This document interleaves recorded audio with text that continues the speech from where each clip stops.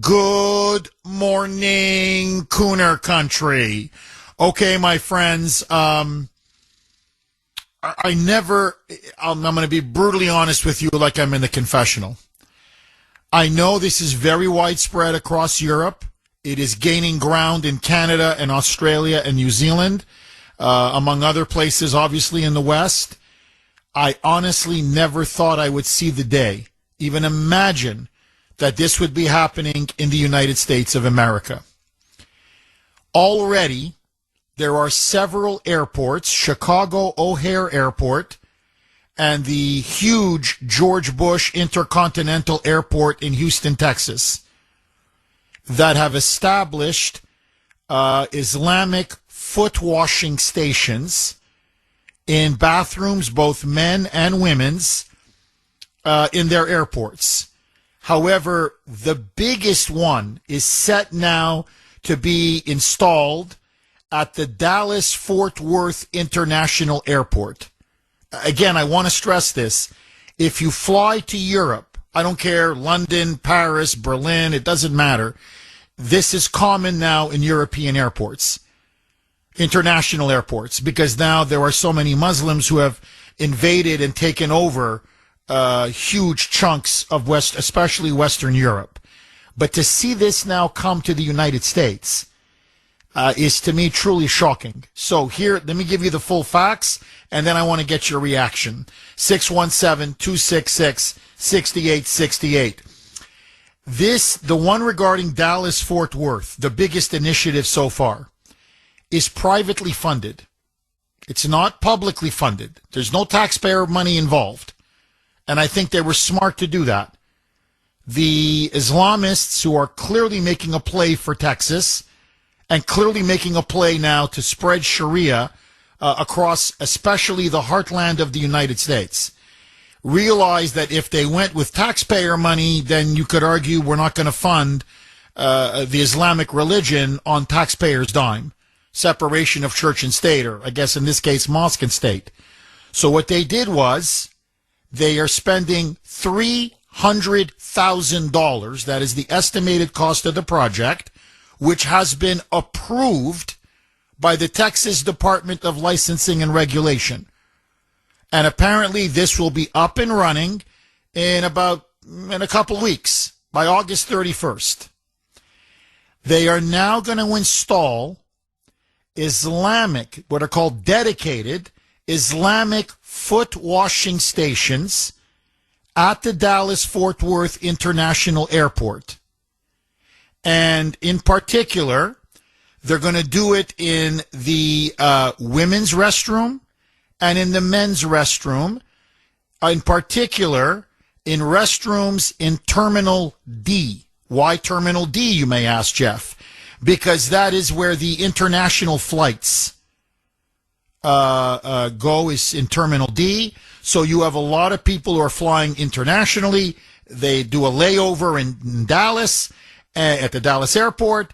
And so they will then have the ability, the convenience now, to use these foot washing stations, or they're called wudu foot washing stations, inside bathrooms in Terminal D on the existing concourse level restrooms, for women, for men.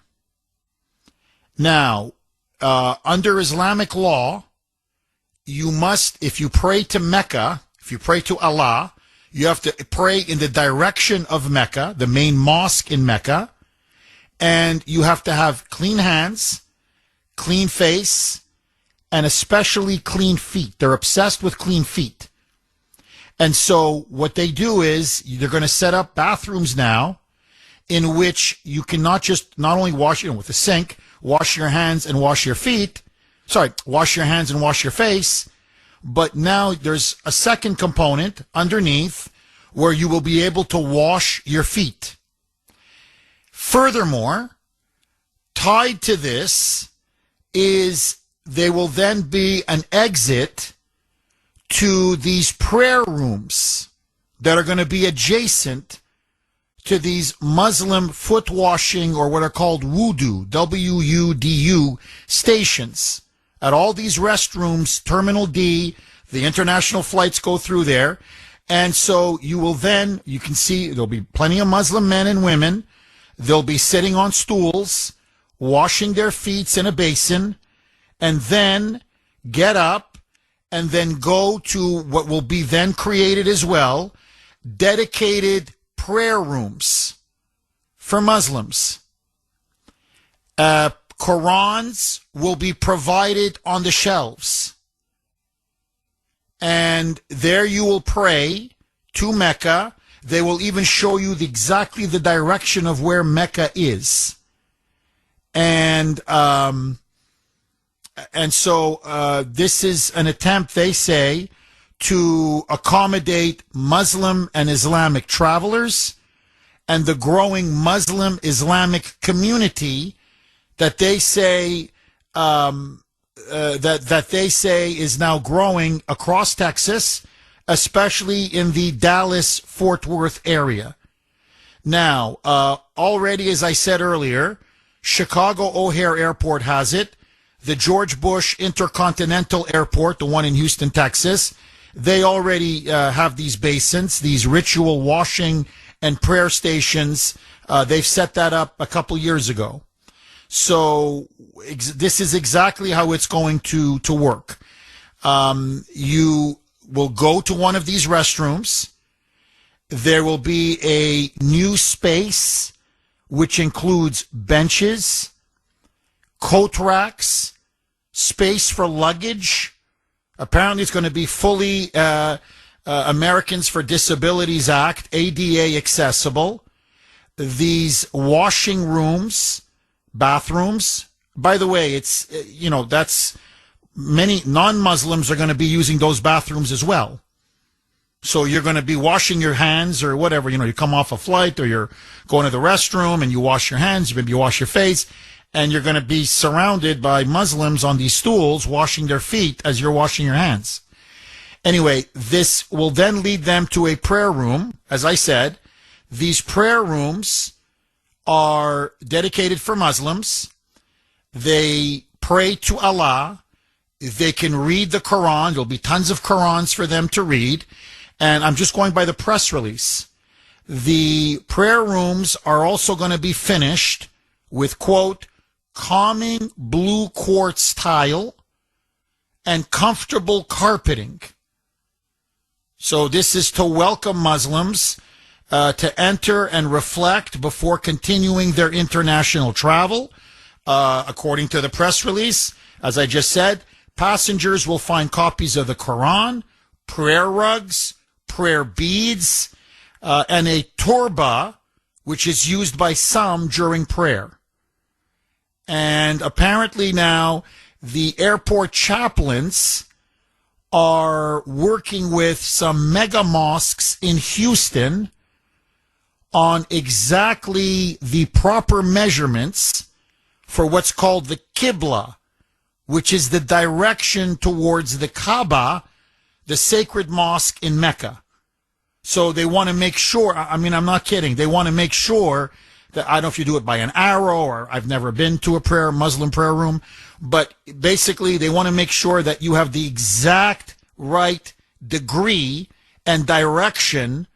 You're not off by a degree or two of this grand mosque that they have to pray to 5 times a day in Mecca. Now, let me just make a couple of points, and then I want to throw it open to you. 617-266-6868 is the number. This is now the 3rd airport in the United States. As I said, the George Bush in Houston has had it for a couple of years. Chicago O'Hare has had it for a couple of years. It's the biggest of the 3. It's going to be the most comprehensive. It's going to be in restrooms, as I said, all over Terminal D. Eventually, the goal is to put it in every restroom in the entire airport. Furthermore, a key group that is pushing this is CARE, the Council on American Islamic Relations, which is essentially a front group for the Muslim Brotherhood. CARE essentially is a front for terrorist organizations. Their explicit goal, and they have said this, is they want to turn, in their words, every city, every town, from the East Coast to the West Coast, into a Muslim Sharia law-dominated city. They now want this in every airport in the United States. They are determined to keep spreading this. They want to go for the big airports first, and then eventually to the mid-size or smaller airports down the road. Cleaning up the Islamist bull. So another airport, the biggest one yet, Dallas-Fort Worth, now is going to be installing Muslim foot washing basins, and they're all tied to prayer rooms for Muslim passengers who go through Dallas-Fort Worth. They're going to have this up and going in about 2 weeks, August 31st. As I said, it's privately funded. But you will be going, if you ever happen to, fly to Dallas or going through Dallas, the international section, Terminal D, as it's called, don't be surprised when you go into a restroom and you see Muslim men or Muslim women, if you happen to be a woman going into the women's restroom, sitting on stools, washing their feet, and then going into a side door, an adjacent door, where there is a Muslim prayer room with prayer rugs, Qurans, in fact, even signs indicating exactly how to pray towards Mecca. This is now a growing trend. It's all over Europe. It is now here in the United States. And the plan is now they've got 3 big airports already. They want to now spread it to every airport in the United States, especially the big international airports. My question to you, should we have Muslim foot washing stations at airports in America? You know my position. I think this is clearly the creeping Islamization and the attempt to bring Sharia law more and more across the United States. And I'm sorry, but no, we should not have Muslim foot washing stations in any public facility, never mind an airport, for God's sake. But that's me. And as Larry pointed out on Messenger, and I thought he made a brilliant point, Jeff, can private funds be used to erect a crucifix or the Virgin Mother Mary in airports? That's a brilliant point, Larry. That's an absolutely brilliant point. So, because the argument is, well, it's private. It's not public money. I don't care. So what? I don't care. No, I'm sorry. We are not going to start Islamizing our airports. This is not a Muslim country. I don't want it to become a Muslim country. And let me just say one last thing, because there's clearly an attempt to make it one. But notice the location. This is not an accident. It's not a coincidence. There's 3 airports, okay? Chicago O'Hare, a lot of Muslims in the Chicago area, okay. But 2 of them, 2 out of the 3 are in Texas. The George Bush Intercontinental Airport, Houston, and now the big one, Dallas-Fort Worth, which is a mother airport, a huge international airport. Now, why Texas? Why Texas? And the more you dig, the more you investigate that the Red-Green Alliance, that these Islamo-Communist Alliance is specifically targeting Texas. They want to flip Texas blue by now pouring more Muslims into Texas. Muslims are being deliberately told to relocate and go into Texas in an attempt to turn it from a red state to a blue state. And I think the calculation is that Texas is in some ways, and I don't mean any disrespect to any other states when I say this, but when you think of Texas, what do you think? Cowboys, right? Cowboy hats, rugged individualism, big support for the Second Amendment, pickup trucks, you think old-fashioned Americana, right? Almost, and again, don't take this the wrong way, but almost the most, quote, American of all states, right? When you think Texas, you think, well, yeah, I mean, that's like the heart and the very heart of the American heartland. You conquer Texas. It's sort of like the cradle of America. You conquer Texas, you conquer America. And I think that's clearly their goal. Over 220 mosques. Let me repeat that. 220 mosques have already been erected all across Texas. Now, I'm going to talk about a huge mosque a little bit later in the show in McKinney, Texas, in which they're building, it's a mega center. It's a mega mosque. And overwhelming opposition from local residents. It's unbelievable. Overwhelming. And yet the city council, I'm telling you, they were all bought and paid for. All of them bought off. Unanimously voted to install now this super mosque in McKinney, Texas. This little town. And you're looking, it's clear they're targeting Texas. There's no question in my mind. So, my question to you, is this now the creeping Islamization of America, number one? Number two, why do you believe they are focusing so much on Texas? And the ultimate question, should Muslim foot washing stations be built or erected in airports in the United States? I say absolutely not. Okay, this is not a hypothetical question. This is now reality in the United States. Should American airports have foot washing stations for Muslims, and then immediately adjacent to it, Muslim prayer rooms with Qurans and prayer rugs? Yes, no, I want to hear from you. Lou in Rhode Island, you're going to kick us off, Lou. Thanks for holding and welcome. Yeah, how you doing, Jeff?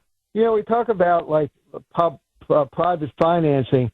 A lot of the financing that comes for this stuff comes from like Qatar and the Muslim Brotherhood over in the Middle East, and they have sponsored like for example, Qatar has put in like over $7 billion into these Middle East programs in our colleges now.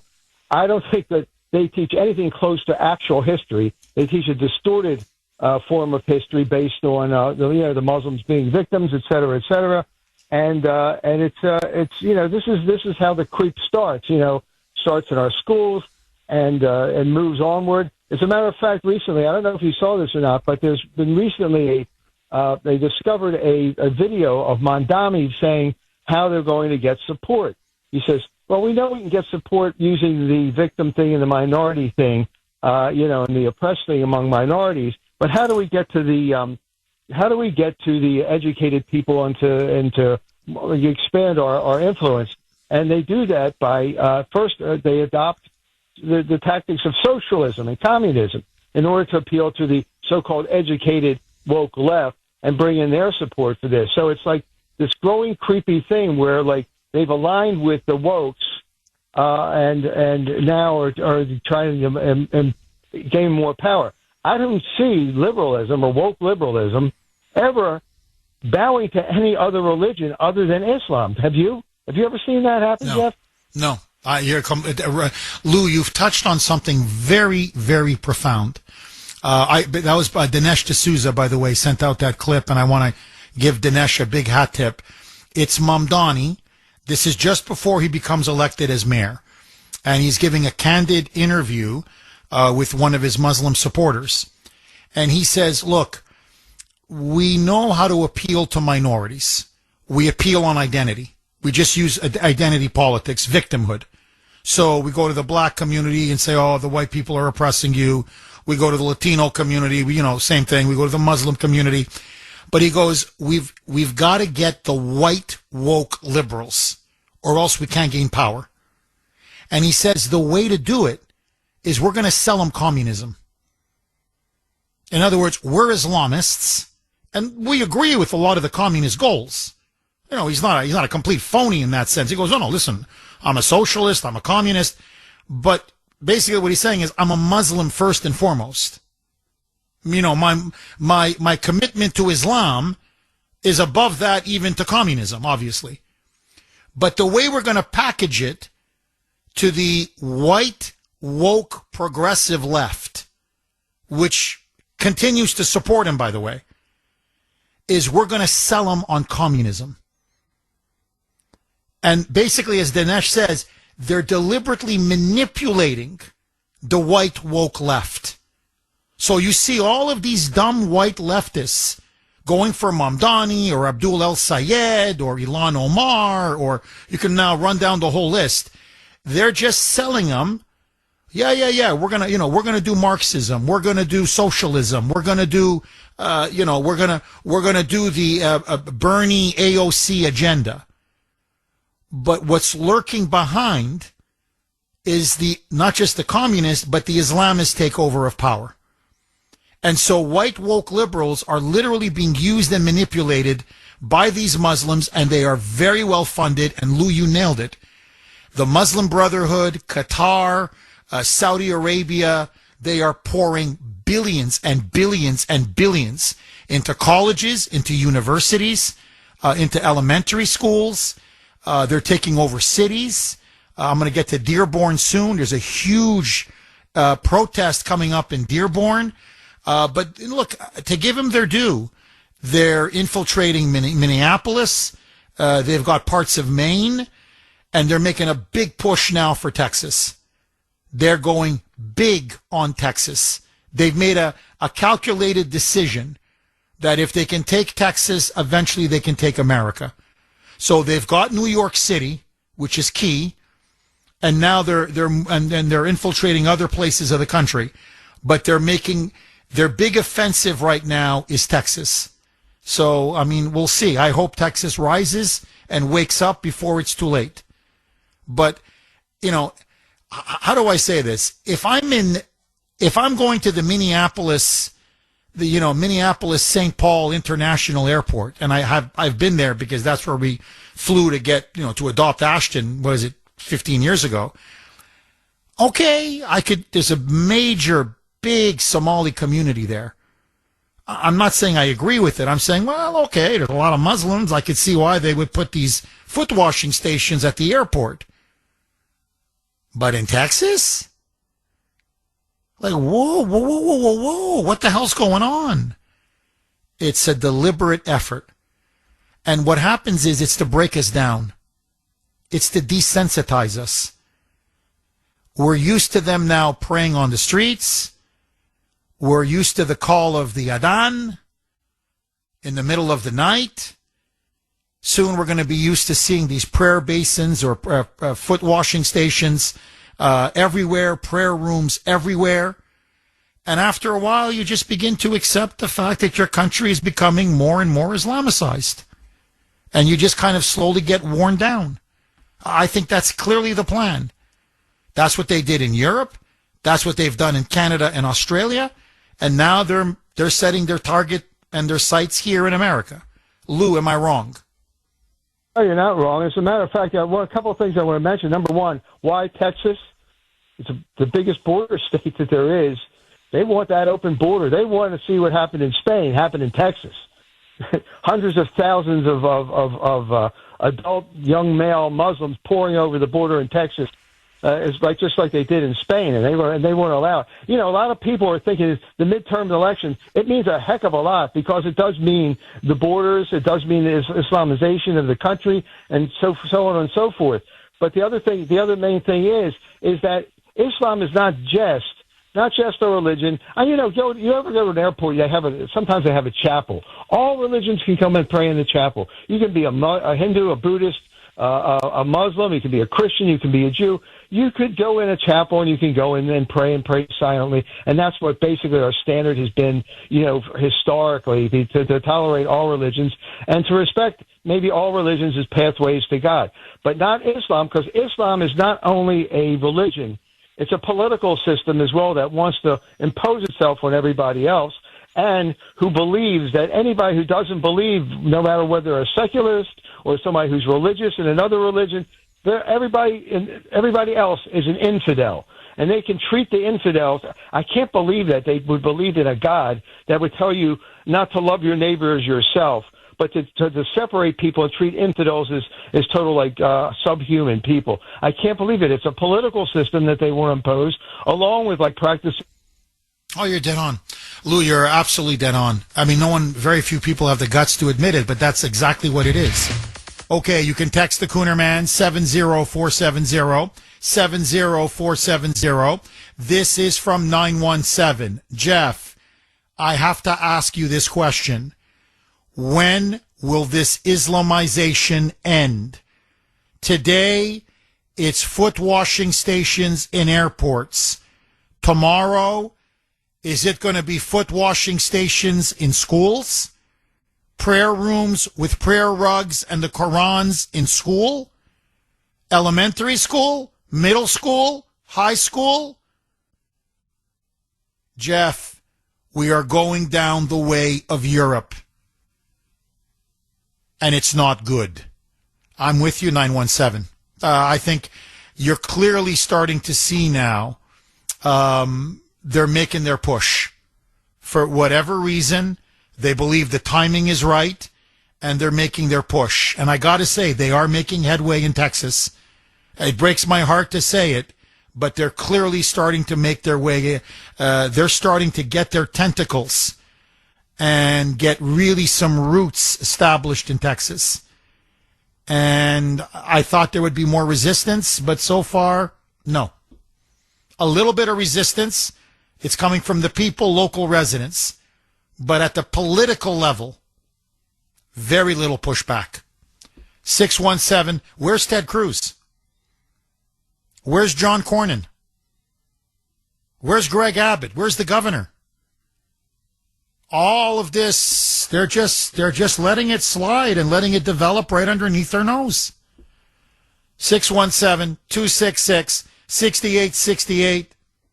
Mel in Saratoga. Thanks for holding, Mel, and welcome. Okay. Hey, Jeff, I'm sorry. I'm at work. I'm going to have to call you back. I'll try you next week. Okay. Okay. Thanks, Mel. Have a nice weekend, my friend.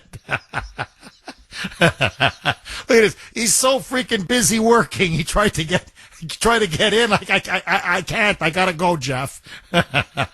Classic Kuhner country. All right, let's go to Kim in New Hampshire. Thanks for holding, Kim, and welcome. Hi, Jeff. I deliver to a local Walmart distribution center, and they've already had they redid all their break rooms, eliminated the nice cafeteria that they had, and now they've got several of these prayer rooms with the foot washing stations right in your local Walmart distribution center. And wow. I did not know that. Isn't that crazy? Kim, before you continue, I promise I'll give you all the time you need. Are there, I'm just curious, not that it would justify it, but I just, from my own personal knowledge, are there a lot of Muslims who work at that Walmart? Like, in other words, are the prayer rooms packed? I mean, or is it just for a few employees? And when I've done, it's a distribution center, not the store, but I got you. And a reminder that our nice Vatican has these rooms too. The Vatican's accommodating the Muslims. Isn't that great? But I'm just curious, are there a lot of Muslim workers or employees at that distribution center? I don't know really what the need is. I don't know if incoming truckers, coming through, but I've never seen a one. It's all just white cornbread people, But you got to have that for some reason. Unbelievable. So basically, it's not even, for the most part, it's not even being used. Not that I've seen, no. Unbelievable. Unbelievable. Unbelievable. Unbelievable. And has anybody complained? Does anybody say, hey, it was a beautiful cafeteria? Everybody liked it? We all got along? Served everybody's needs? Nice place to have lunch, relax in between your shift or during your shift? And now what? We got a prayer room and it messed up everything. And on top of it all, okay, if there were, hundreds of people who were working there who were Muslim and it's just packed, to the ceiling with them praying, Allah, Allah, Allah. Okay, I could say, well, okay, I could see a utilitarian purpose. But basically, it's not being used. So what's the point? Well, I think it's obvious what the point is. It's to humiliate us. It's already to impose upon us this mentality, you must submit, we are dominating you. And we're going to take over now your cafeterias. So, in other words, there's going to be a foot washing station, a Quran, a prayer room everywhere. Because they're trying to already psychologically prepare us for when one day when they achieve their goal of putting this country under the Islamic Caliphate. Please continue. I didn't mean to cut you off. Go ahead, Kim. No, I don't spend a lot of time there. I'm just in and out doing the delivery. But I know the guy didn't seem too happy about it that had told me about it. That was a Walmart employee. It was nice to have the cafeteria. Now for whatever, good, we got the foot washing station. Thank God. Allah. Yeah, it's disgusting. It's for some reason. Go ahead. For some reason? Yeah, go ahead. I'm sorry. For some reason, we got to give these people a foothold, but it baffles me. But that's it. By the way, seriously, Kim, try building a church or a synagogue in a Muslim majority country. Seriously, anywhere. I don't care. Take your pick.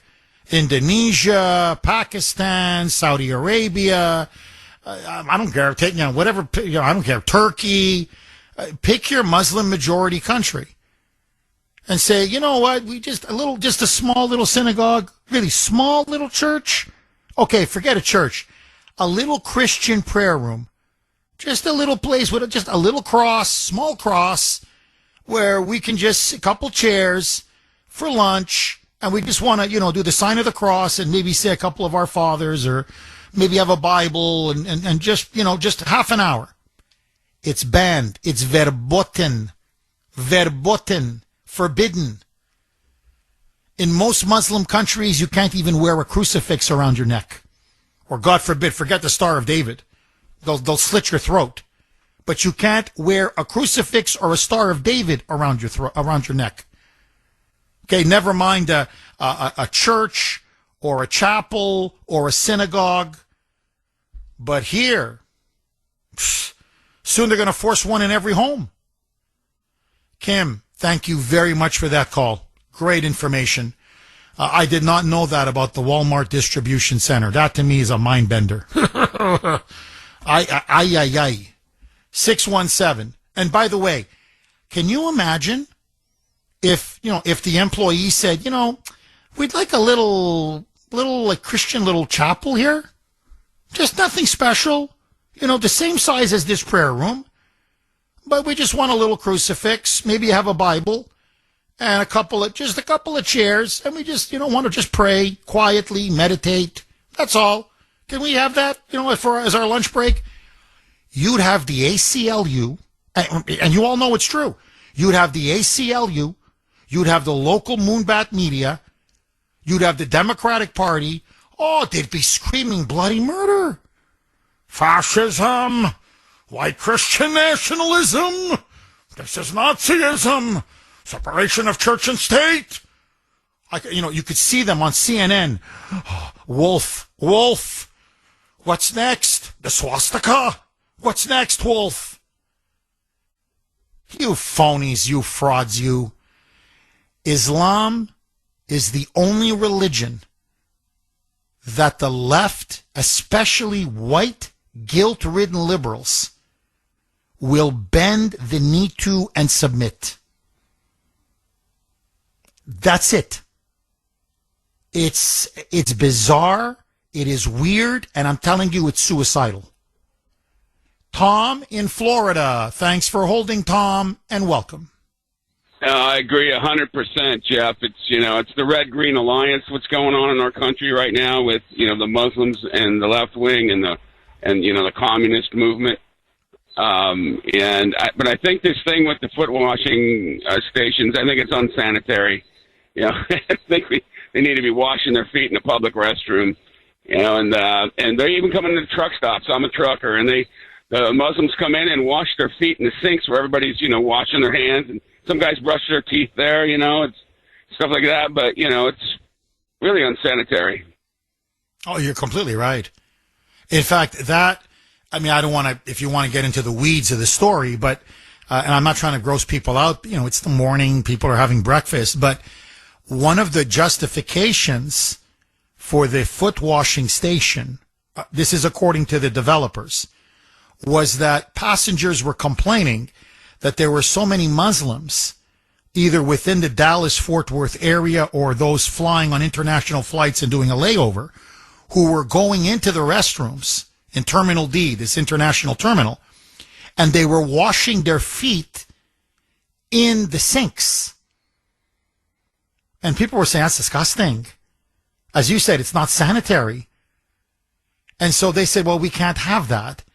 Because you're right, many travelers, I've seen it, they've been on a flight for a long time, whatever, they want to brush their teeth, really, wash their face, clean themselves up a little bit because they've been on an 8-10 hour flight or whatever. And, you're waiting and you see this guy in front of you, literally sticking his feet in the sink, his filthy feet.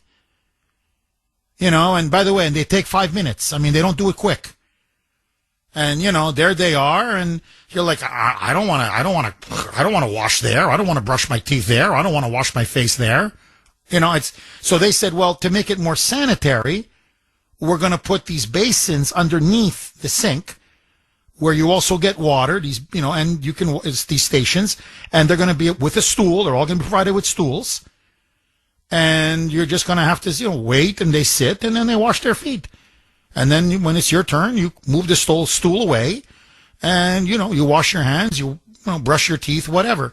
The other thing, Tom, and I want to get your take on this, is they're doing this not just to wash the feet. The washing of the feet is, how do I say this, the means to the end. The end is right next to these restrooms. They've created expanded spaces. It's for the prayer room. You wash the feet to pray to Allah. So they're going to have doors. You go through the door. Prayer rugs, carpets, Qurans, and directions where Mecca is. So you're going to be at a Dallas airport, waiting, say, in the bathroom. You're an American. You're going to see Muslims in Muslim garb washing their feet and then getting up, many of them speaking Arabic, getting up, and then, I'm not kidding, kneeling or whatever, bowing to Mecca, and all you're going to be hearing as you're in the bathroom is, Allah Akbar, Allah Akbar. And they're going to be reading passages of the Quran and praying to Allah. And many of them are going to have prayer beads. And you know how they go with their two hands extended up in the air and they're kneeling and they're, chanting and giving all kinds of different prayers. Now, you tell me, I have to go through this as an American? Texans have to go through this? Many people, Dallas is a big airport. It's like, in your neck of the woods, it's like Miami. Okay, it's like, it's like, Chicago or what we have here, Logan Airport. I mean, it's a big hub, a lot of flights. So people are coming into the United States. They go to the restroom, and this is their introduction to the United States, to see men washing feet, Muslim men, or women, Muslim women washing feet, and then heading off, and you can hear them, Allah, Allah, Allah, Allah, Allah, Allah. Right away, your reaction is, it's my reaction when I was in Paris last year on my way to Croatia. I'm like, the Muslims have taken over. Because they have exactly that in Paris. And I said, my God, I'm in a Muslim country. And I think that's the deliberate effect. And I'm sorry, it's discriminatory against Americans. It's degrading to Americans. And I think it's done deliberately to humiliate Americans. Even now, in your own biggest airports, you are going to hear the Muslim call to prayer. And there's nothing you can do to stop it. Tom, am I wrong? Absolutely, I agree with you. And that's what they're doing. They're creeping in inch by inch, any little nook and cranny where they can work their way in. They're not going to come in with a big sweep. It's going to be little bites at a time, and that's what they're doing. And people are like, oh, what do I care? I don't fly, and it doesn't affect me. So, people just kind of brush it off, and that's what happened in the UK. I talked to people, on vacation 20 years ago, and they're like, you got the Packies over there. Oh, the Packies, and look where they're at now. And that's what they do, step by step. They don't just come in, with a bulldozer, and it's how they operate. They're Bedouins. They're Bedouins. Well, the term they use is creeping jihad. This is what they call this immigration jihad. That's literally their term, which is you come into a country and you slowly just take it over, bit by bit by bit by bit, until eventually it's yours. And you do it slowly. Because when your numbers are too small, if you go too fast, then you'll be beaten back.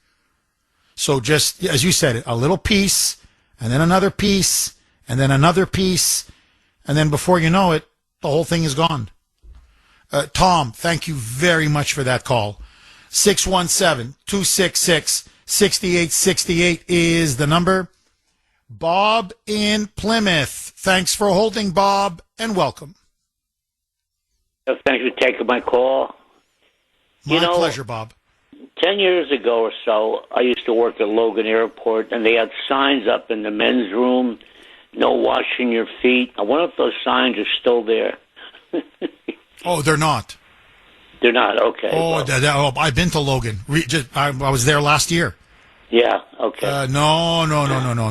Those signs are long gone. No, now it's the opposite. Now you can see Muslim men, again, I've seen it.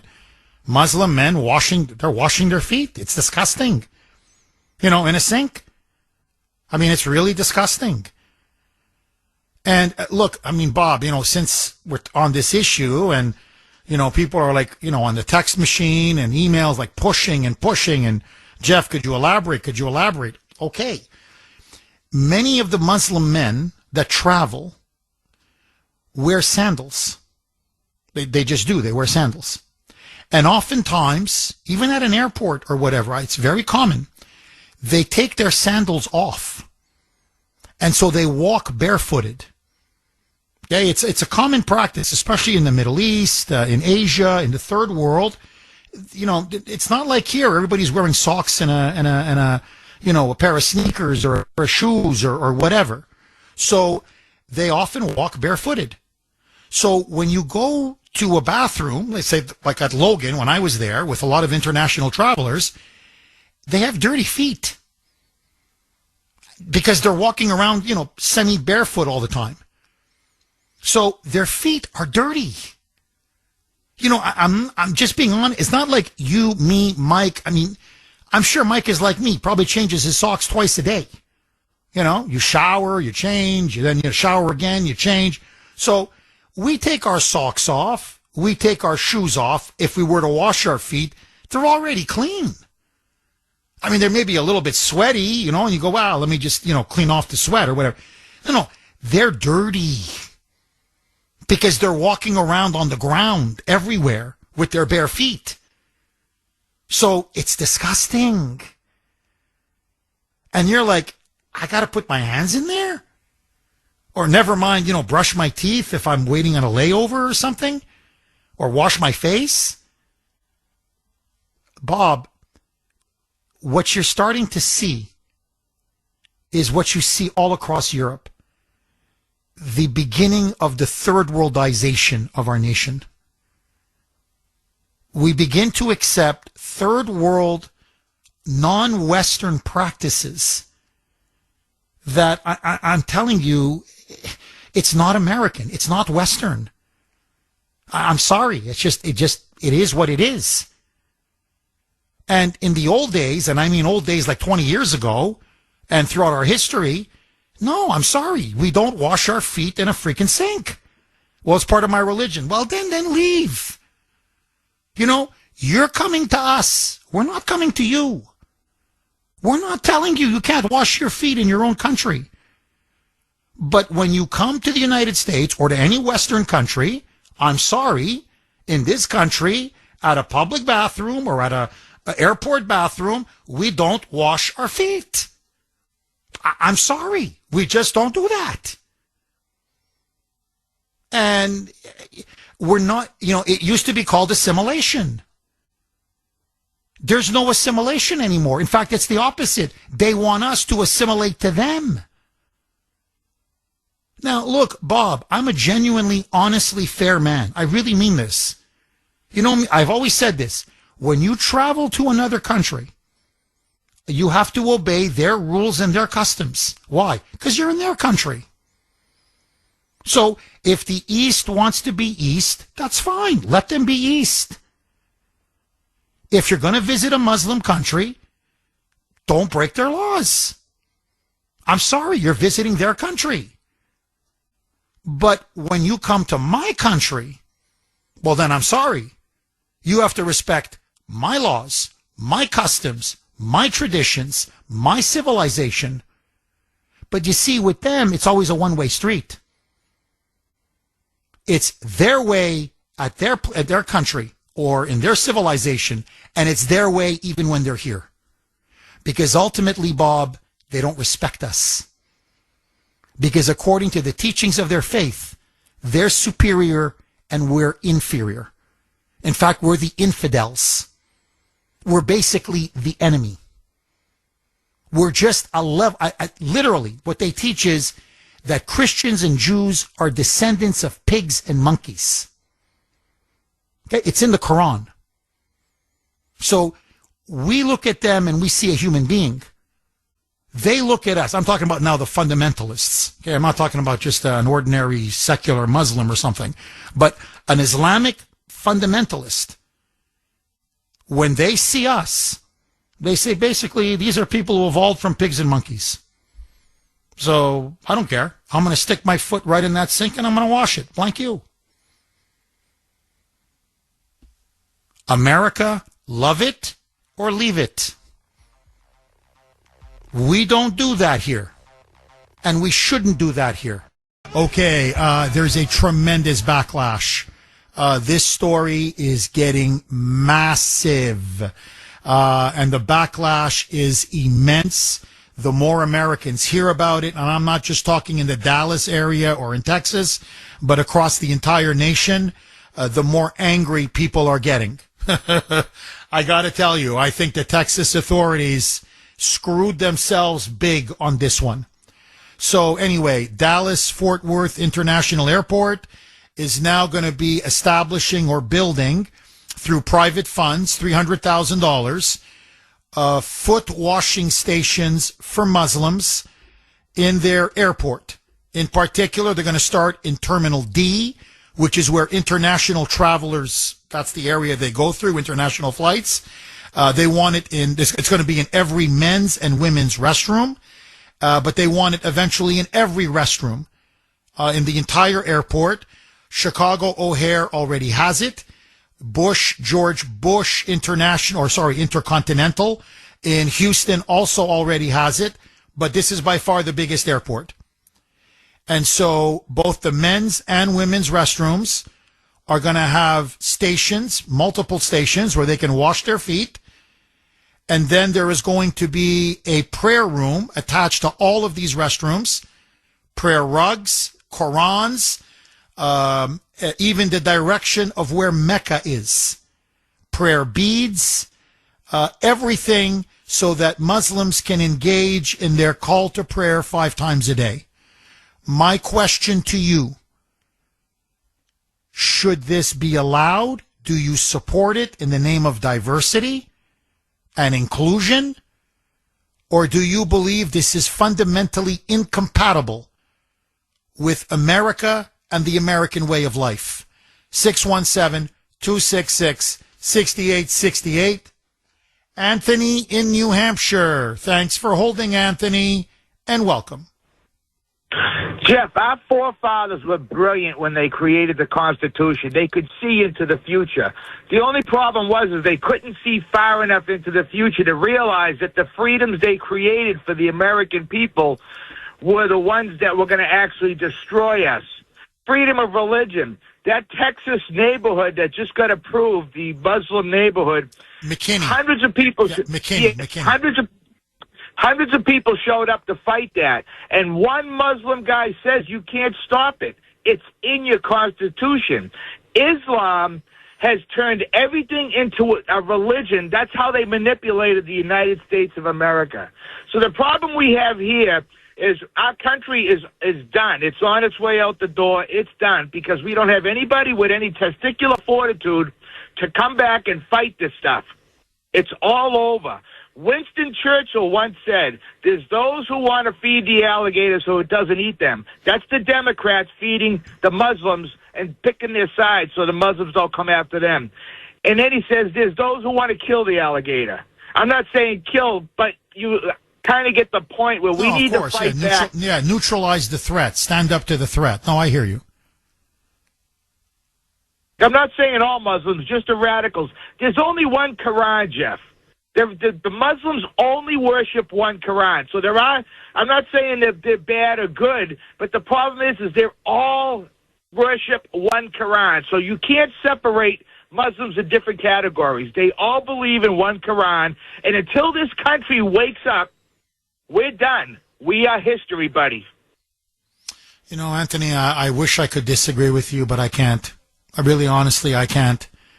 And, and I got to say this, and I'm sorry, I just call it the way I see it. The guy with the biggest mouth in the Senate is Ted Cruz. Okay, or at least one of the men with the biggest mouths is Ted Cruz. Where is he when you need him? He'll talk tough on an issue where it's safe. But, to stand up to the Muslims, trust me, I know.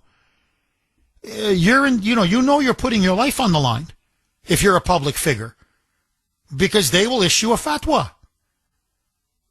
Many of them will say, kill him. And everybody's afraid of that. And, Ted Cruz, silent.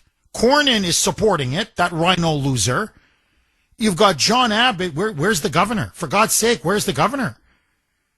So, I could go on and on and on. So you're completely right. That's the problem now. In the end, liberalism could easily be defeated. I'm really being honest. It's that morally and intellectually bankrupt. The DSA could be defeated. The Democrats could be defeated.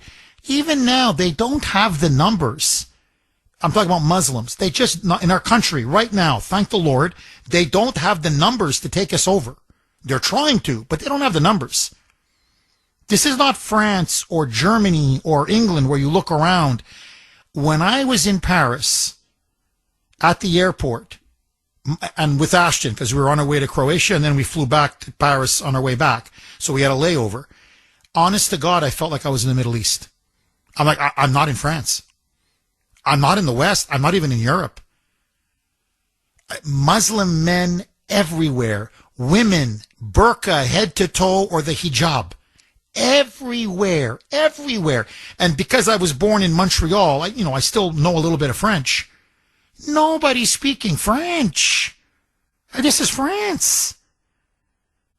I don't know what they're speaking. Some of it seemed to me Arabic. Others, Pakistani but believe me, it wasn't French.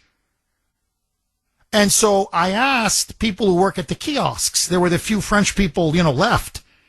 And I said, all these people, are they like all international travelers? He says, oh, no, they're all French citizens. They're traveling around France, or they're waiting for their families to come in from other parts of the Middle East or North Africa. And I said, they're not speaking French. He goes, oh, no, they refuse to speak French. I said, how long have they been here? Oh, he goes, oh, some of them generations. He goes, it's what he said to me in French. It's a real problem in France.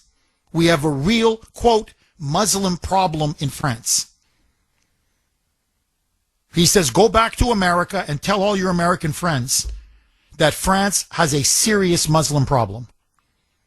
And they don't assimilate.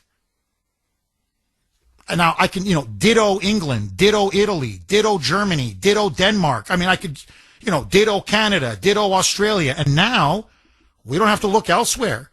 Look at Dearborn. I'm with Nancy Mace 1,000%.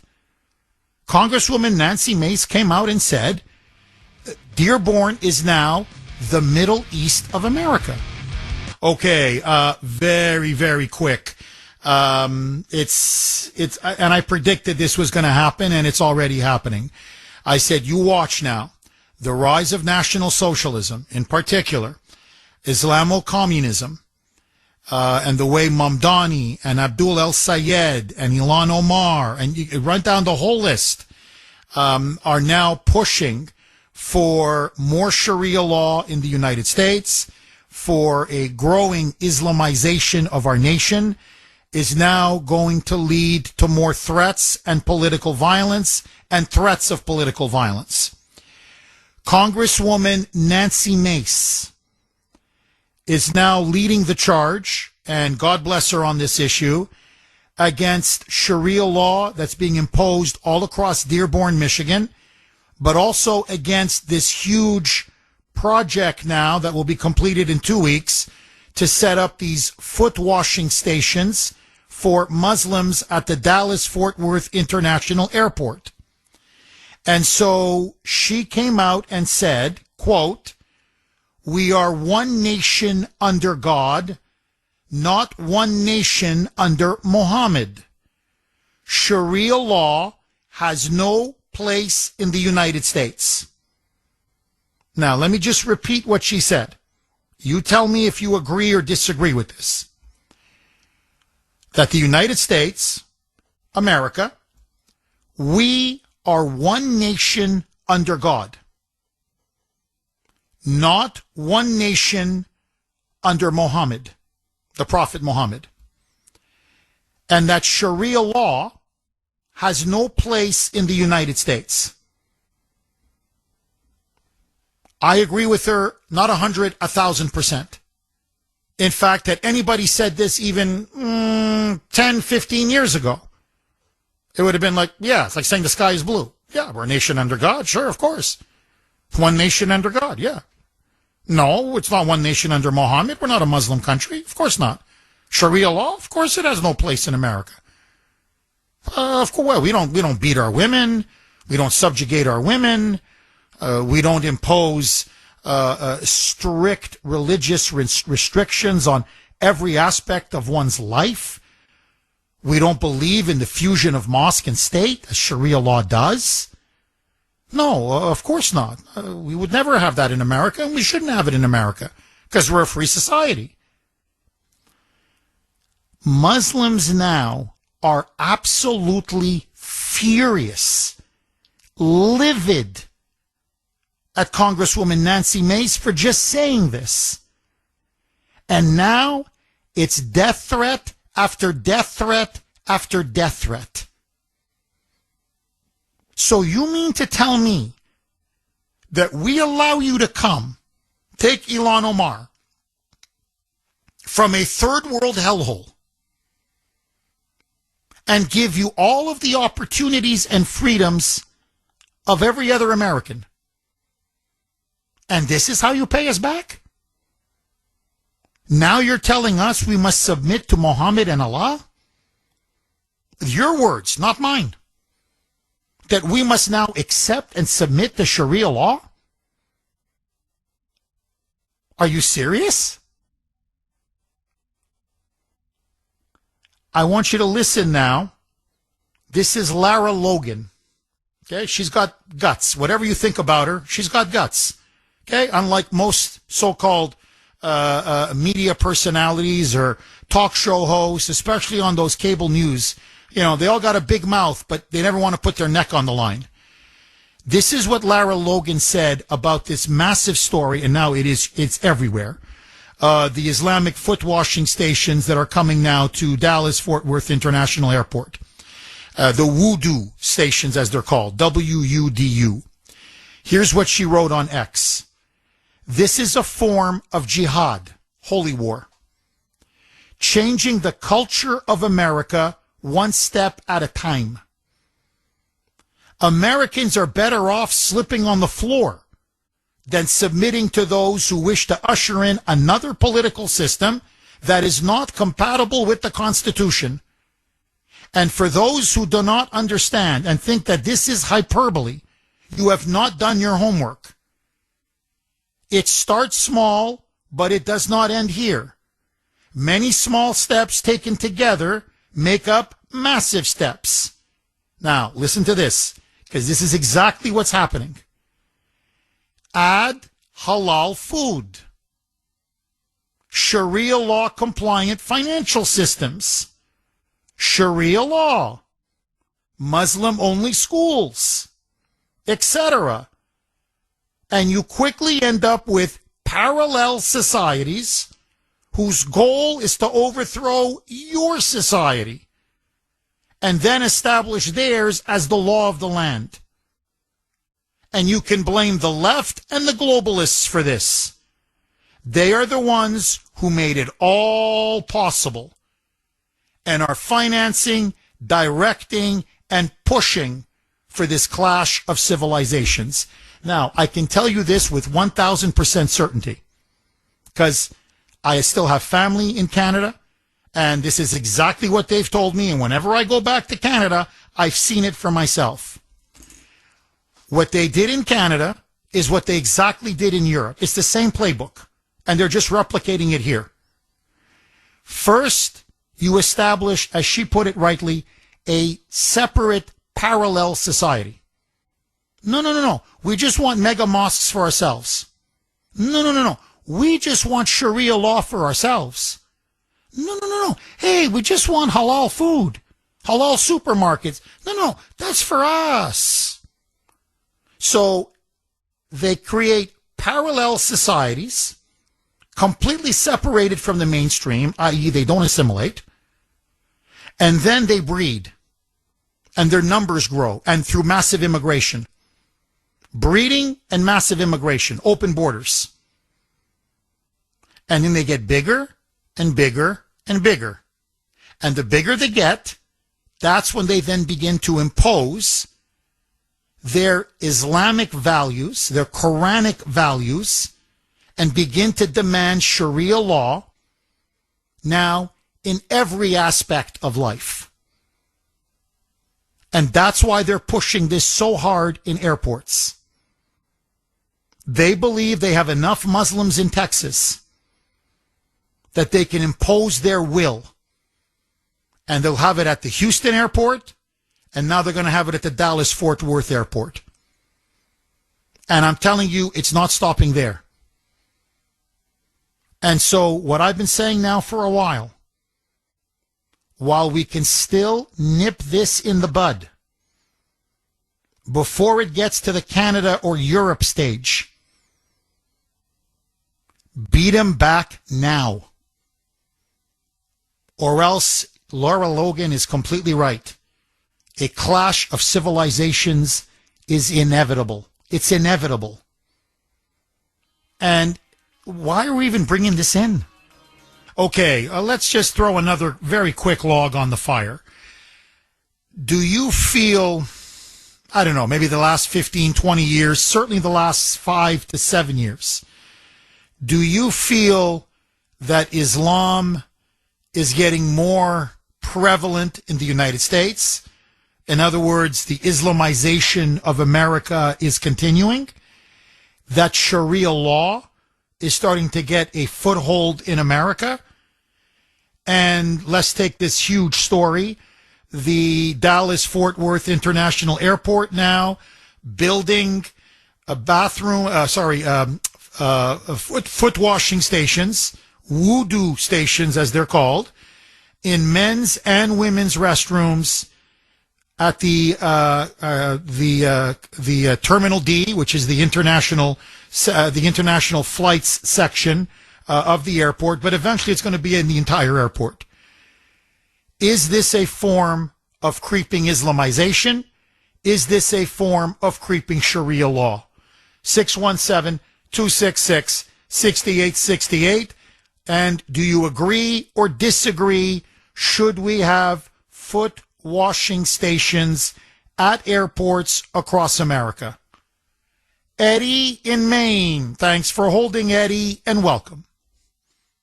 Good morning, Kuhner man. Eddie, vaccinated free and trying to stay free in Sebago Lake, Maine. Hey, I just heard briefly on Newsmax this week that the IRA is supposed to be uniting to fight to take their own country back. And one thing the Muslims truly believe is right in their Quran: to the victims go the spoil. The white women that are chanting to the river to the sea are going to be washing their feet and a heck of a lot more. And the white men are going to become slaves or put to death. And can I just give one little message to President Trump? Yes, please. Go ahead, Eddie. Oh, President Trump, you said you wanted Iran restoration. You're sitting back holding 350, I think, billion of their dollars. Why don't you take that money and cut out a $10,000 check to American families that are struggling because of this war? And one other thing, hell with the. I'm sorry, I'm losing track. But that's my whole thing I wanted to give. I just hope that the thing happens in Ireland. It might spark a flame in this country. What do you think, Jeff? Well, I saw that story, and it was one of the stories we were potentially going to discuss. Sandy and I, we always talk about what we're, the pre-show production and a pre-show. We have a pre-show meeting before the show, and there was one of the stories on my stack. And look, it's a very alarming story. I'm not. Obviously, I want the Muslim takeover of Ireland to stop. Don't get me wrong, but you see, this is what happens. The politicians appeased. And they appeased, and they appeased. And if you go to Dublin, you'll hardly see a white Irish person anymore. You will see, Dublin is now essentially a third world city. And it is overwhelmingly Muslim. It is becoming increasingly Islamicized. Which is why, by the way, anti-Semitism has exploded in Ireland. In particular, among that Muslim surging population. There are more Palestinian flags. You have to see pictures of Dublin. You're going to be shocked. There are more Palestinian flags in Dublin than there is the tricolor Irish flag or the shamrock. You feel like you look at these pictures. You're like, am I in the West Bank? Am I in Ramallah? Like, no, it's Dublin. The situation now has gotten so bad because they've had open borders, unlimited third world migration, especially from the Muslim world, that now the IRA is back. And the IRA now has issued a public statement. And look, you don't mess with these guys. Whatever you think about the IRA, love them or hate them, these guys don't play around. They don't issue idle threats. This is not bluster or bluff. And they've told the government in Dublin, we are not going to betray our ancestors. Ireland is an island. It is a nation. It is a people. If you want to be, really accurate about it, it is an ethnicity. Its ethnic bloodline goes back thousands of years. Thousands, not hundreds, thousands of years. You want to talk about an indigenous people, quote unquote? I don't think there's more of an indigenous people on the face of the earth than, frankly, the Irish in Ireland, the English in England, and the Scots in Scotland. I'm just calling it as it is. They go back thousands of years. And the IRA is saying, we're just going to wipe all this away? We're just going to destroy thousands of years of our culture, of our heritage, of who we are as a people? Over what? In the name of globalism? In the name of what? DEI? Inclusion? Multiculturalism? Submission to Islam? Are you crazy? And you think we're going to sit by and allow this to happen? No way. And so they've now issued basically a manifesto and a warning to the to the Irish government, to the government in Dublin, saying either you start deporting these Muslim migrants and start de-Islamicizing Ireland, or you're going to see the troubles come back again. We're going to drive them out of Ireland. And this is, to me, the kicker. I swear to God, only the Irish can do this. That's why I was laughing as I read this. It's no longer going to be Catholic versus Protestant. No. Now it's going to be Catholic and Protestant versus the Muslims. So the former two sides that were against each other are saying, no, we're joining forces.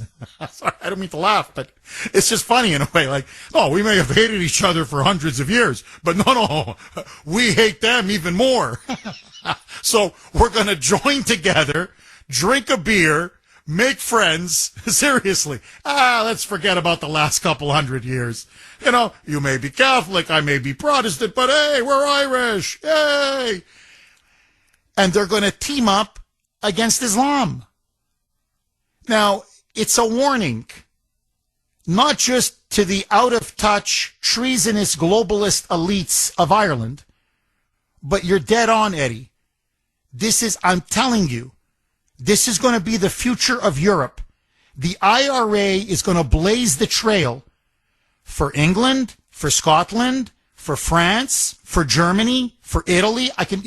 They're going to look at this and they're going to say, I think we may have no other choice because we let in so many. And this is my point.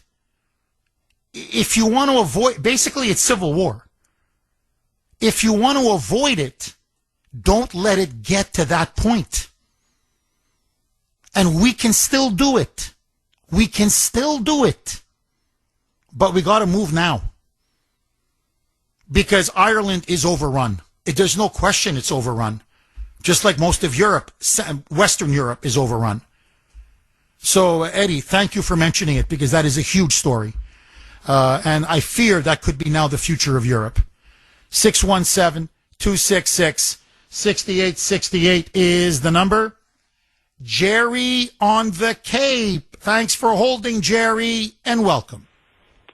Comrade, how are you, my friend? I'm better than Dearborn. Well, I think everybody's better than Dearborn. But anyway, go ahead. I don't want to lose my train of thought here.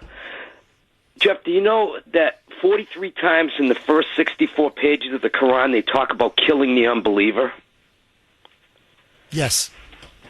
Jeff, did you know that Tuesday is going to be a big day in Dearborn, because the Christians are marching on Dearborn on Tuesday to the city council meeting.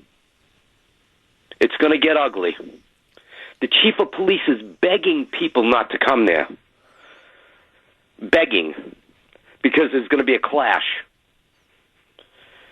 Jeff, as you know, Islam is not a true religion in the sense of the word. It is a political theocratic ideology, and it has to be treated as such. We need to ban Islam in this country. We do. I'm sorry. Call me a bigot. Call me whatever you want. Ban it. Because it's not a true religion in the sense of the word. I can sit down and I'll discuss it with Muslims all day long. It's not a true religion. Your take, Jeff? Oh, I agree with you. I mean, to me, it's a cult. It's a death cult. And look, I think this answers everything. And the Muslims have no answer for this because they know I'm right. And they know you're right. Jerry, I don't know what your religion is, but just humor me. Say you're a Catholic. Say you want to leave the Catholic faith. Just for whatever reason, you're done. And you're going to become Jewish. You're going to become, Protestant. You're going to become, I don't care, Eastern Orthodox, whatever, an atheist, agnostic, whatever, Hindu, Buddhist, take your pick. What's going to happen to Jerry on the Cape? if you leave the Catholic Church. In other words, you're an apostate. What happens to Jerry on the Cape?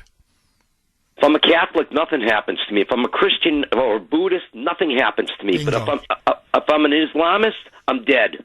Bingo. Bingo. You nailed it. You nailed it. You absolutely nailed it, as usual. You know, I don't care if you're an evangelical Protestant. I don't care if you're a Mormon. I don't care if you're a Baptist. Whatever Protestant sect or denomination you adhere to. I don't care if you're Jewish. I don't care if you're Hindu. I don't care if you're Buddhist. Go right across. If you say, it's just not for me anymore. I'm sorry, I'm walking away. I don't believe in it. In fact, you can even say, I think it's false. I was misled. It's propaganda. It's whatever. You're just trashing it. And you change to another religion, or you decide to become agnostic or atheistic. You know what happens to you? Nothing. I mean, maybe your friends will be mad at you, and you'll have a couple of emails or whatever, but physically, civilly, nothing happens to you. But if you leave Islam, it's death.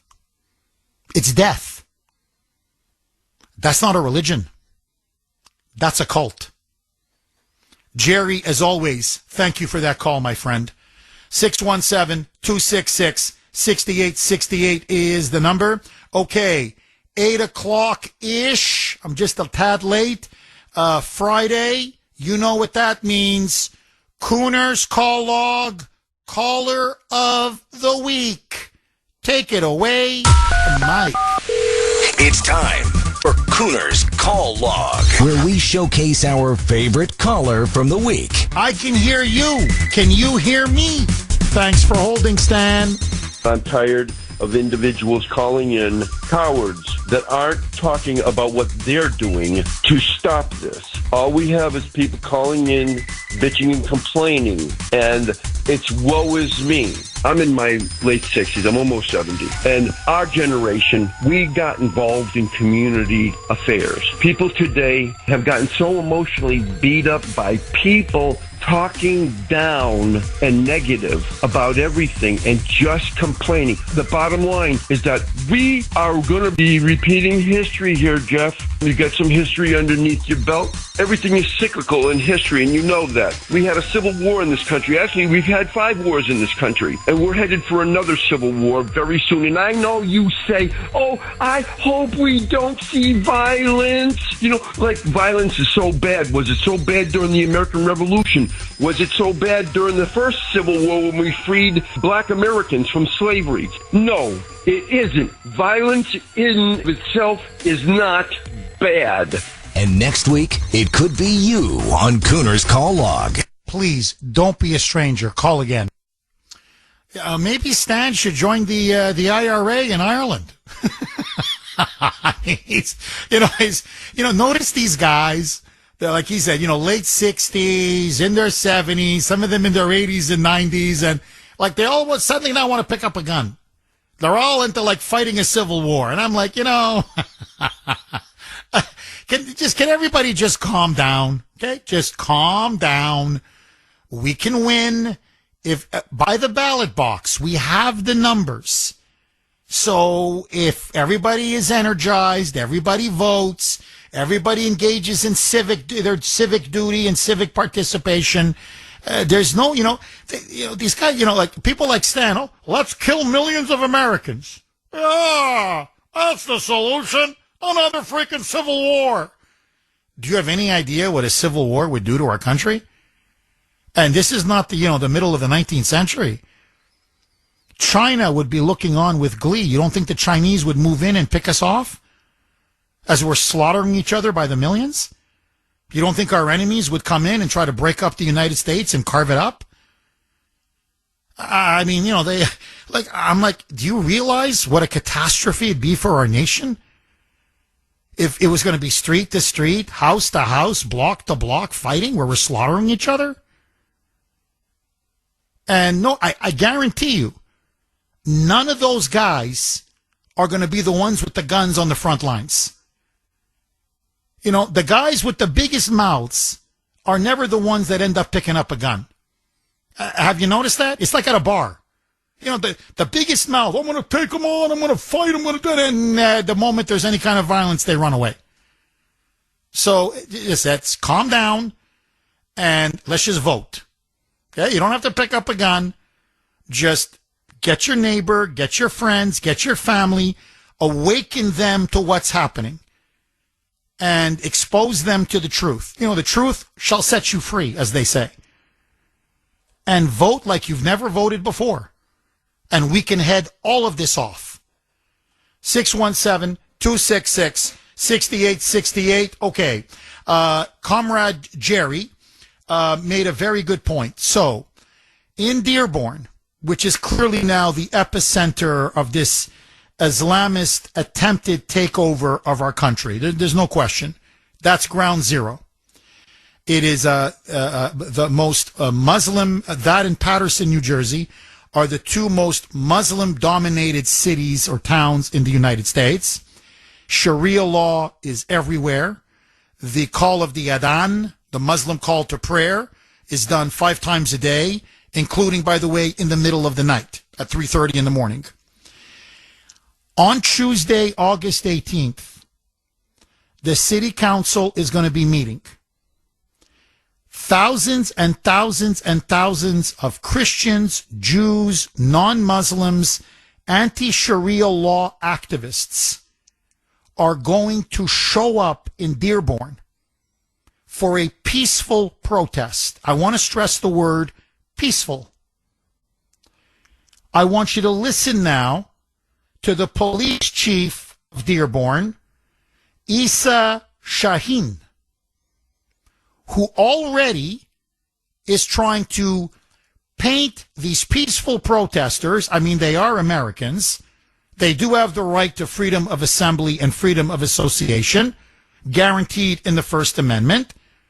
Sharia law is real. It's in Dearborn. It's, by the way, an incredibly anti-Semitic, anti-Christian city. There's blatant discrimination going on in Dearborn, in the laws of Dearborn, in the city council of Dearborn. So they have every right to be protesting. He's already trying to paint these anti-Sharia law activists as basically the second coming of the KKK, as sort of neo-Nazis. And so he's trying to warn the residents of Dearborn. He's playing politics by saying, no. I want the people of Dearborn, the peaceful Muslims of Dearborn, don't show up because then it'll lead to violence. Because, the Klan is coming to Dearborn. So please don't show up because, my God, there could be violence from the other side. He's already trying to frame the narrative that the people of Dearborn are innocent and that these activists who are showing up are the ones who are trying to promote or stoke violence, intimidation, and discrimination, when in fact it's the exact opposite. Roll cut 5, Mike. I'm Chief Issa Shaheen, and we're aware that individuals and groups from outside our community may come to the Dearborn City Council meeting on Tuesday, August 18th. We've been monitoring the situation closely and coordinating with our state and federal partners. We have a plan in place, and you'll see an enhanced presence of police officers. But here's my direct ask of our residents. Please stay home.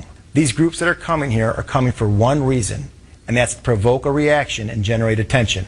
If nobody shows up to react, they have nothing. The most powerful thing that this community can do is refuse to give them an audience.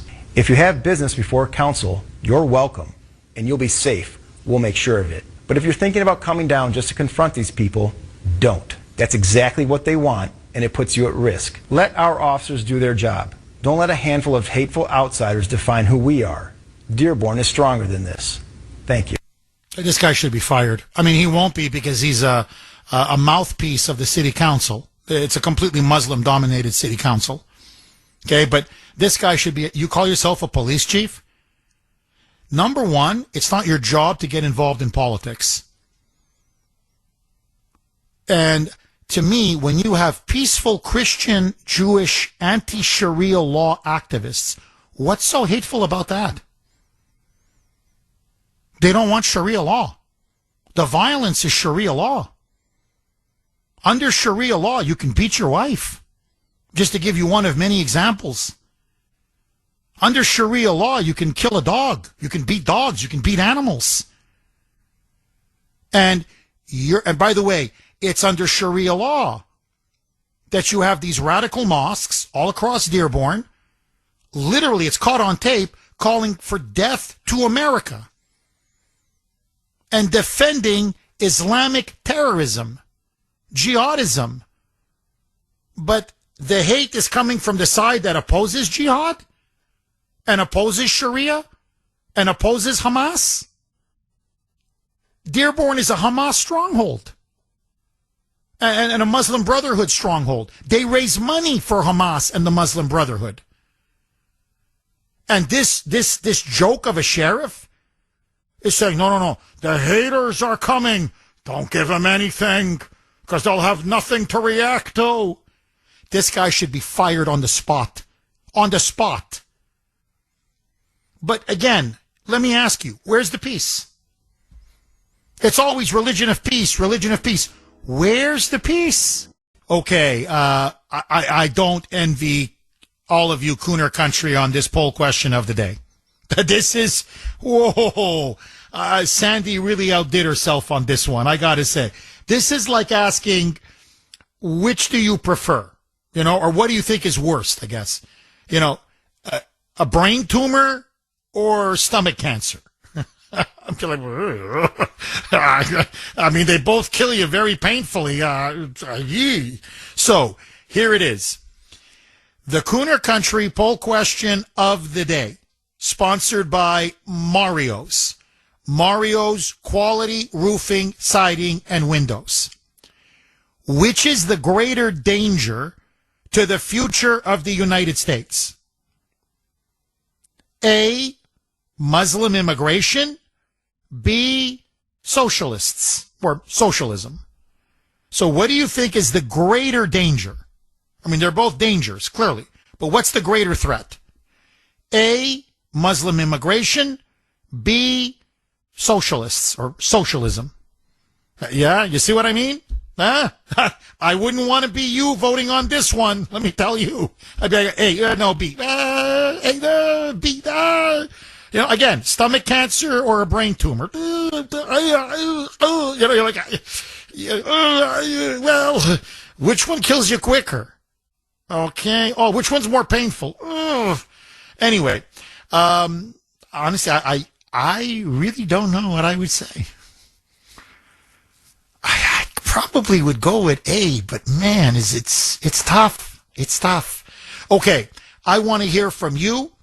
You can vote on our webpage, wrko.com/Kuhner, wrko.com/Kuhner, Kuhn as in national ER. You can also vote via X, and as you know, I'm often very active on X. My handle there, all one word, at the Kuhner Report, at the Kuhner Report. It's all one word, Kuhn as in national ER. Kim in Brighton. Thanks for holding, Kim, and welcome. Good morning, Jeff. Thank you for taking my call. Hi, Kim. Yes, I'm thinking about going on. I'll be going to DFW at the end of the month, and so I'm really excited to see these, what do you call them, the voodoo stations or something like that. So I'll get to experience that. And I had a question. Now that they've legalized animal sacrifice in Michigan, backyard animal sacrifice in Michigan Yes. for Muslims, Yes. I wanted to know if they would be able to sacrifice animals in these stations in the airport. I'm just curious. Well, it's going to come to that. By the way, they've done that in Western Europe to appease the Muslims. So they have this annual ritual of sacrificing animals, and it's everywhere. Yes, it's in backyards, but it's in everywhere. It's in butcher shops. They do it even in supermarkets. They do it everywhere. And the Europeans have just accepted it. And by the way, it leads to a horrible smell. On top of the savagery, how primitive it is. I mean, look, I eat meat. I'm not saying don't kill animals, but I mean, they're just killing them for the sake of killing them. It's a sacrifice. And they just slaughter them and just blood everywhere. And, you know, they're praying and they're chanting, and it's so un-Western. It's so foreign. It's so alien. I'm sorry. It's so primitive. But it's all over Europe. And you see, what we should have learned from the Europeans is that the more you appease, Kim, the more they want. You know, they don't say, thank you, you're really working hard to accommodate us, and I don't know, we're going to meet you halfway, as an example. Okay, you give us a little something, but I'll tell you what, we're going to speak your language, we're going to obey your laws, we're going to accept your traditions. You know, you give us something, and we'll make a good faith effort, and somewhere there'll be a happy medium. The more you give, the more they take, and they don't stop. Kim, I've got to ask you, I know it's politically very incorrect, but to me it's the truth. And if I'm not here to speak the truth, what's the point of me being behind this microphone? Should we be having foot washing stations for anybody? Never mind just for Muslims, obviously. Should we have foot washing stations so Muslims can go pray in a neighboring or adjacent connected prayer room? Is that something we should have at our international airports in the United States? What say you? I think it's, first of all, it's absolutely disgusting. And I saw this on X yesterday, and I'm not sure if you know this, but Greg Abbott's #1 campaign contributor is Muslim. Okay, so we always talk about how the Republicans, why don't the Republicans do this or that? But the fact of the matter is they're the other wing of the same bird. It's the deep state, and there's the right and there's the left. And we get all wrapped up on, the election, and we can do this and we can do that. But the fact of the matter, that's what's controlling everything. And I liken these things to the bike lanes. Apparently people have no choice about the bike lanes. Brookline and Cambridge, there's something by Mount Auburn Cemetery, and they had done a huge bike project. I mean, it's like a bike highway. And maybe 1 out of 15 times, that is not an exaggeration, do I see anyone on a bike. Seriously. So the fact of the matter is when that woman who called up about the Walmart distribution center, how many use it, that's not the issue. Like the bike lanes, that's not the issue. It's like totalitarianism. And frankly, I don't think any of this could have happened pre-pandemic. I think that COVID was a playbook for incremental totalitarianism, and people began to accept more and more absurdities in their daily behavior and their life. I mean, can you believe we had to walk down aisles one way because the virus was so clever it couldn't go the opposite way? Or you take your mask down to eat, but then you cover it up and it's okay. So really, this is people. I don't know. They would not have accepted it before. That's truly what I believe. And does anybody really know what the Quran says? I mean, it's the child rape is okay. Are people cool with that?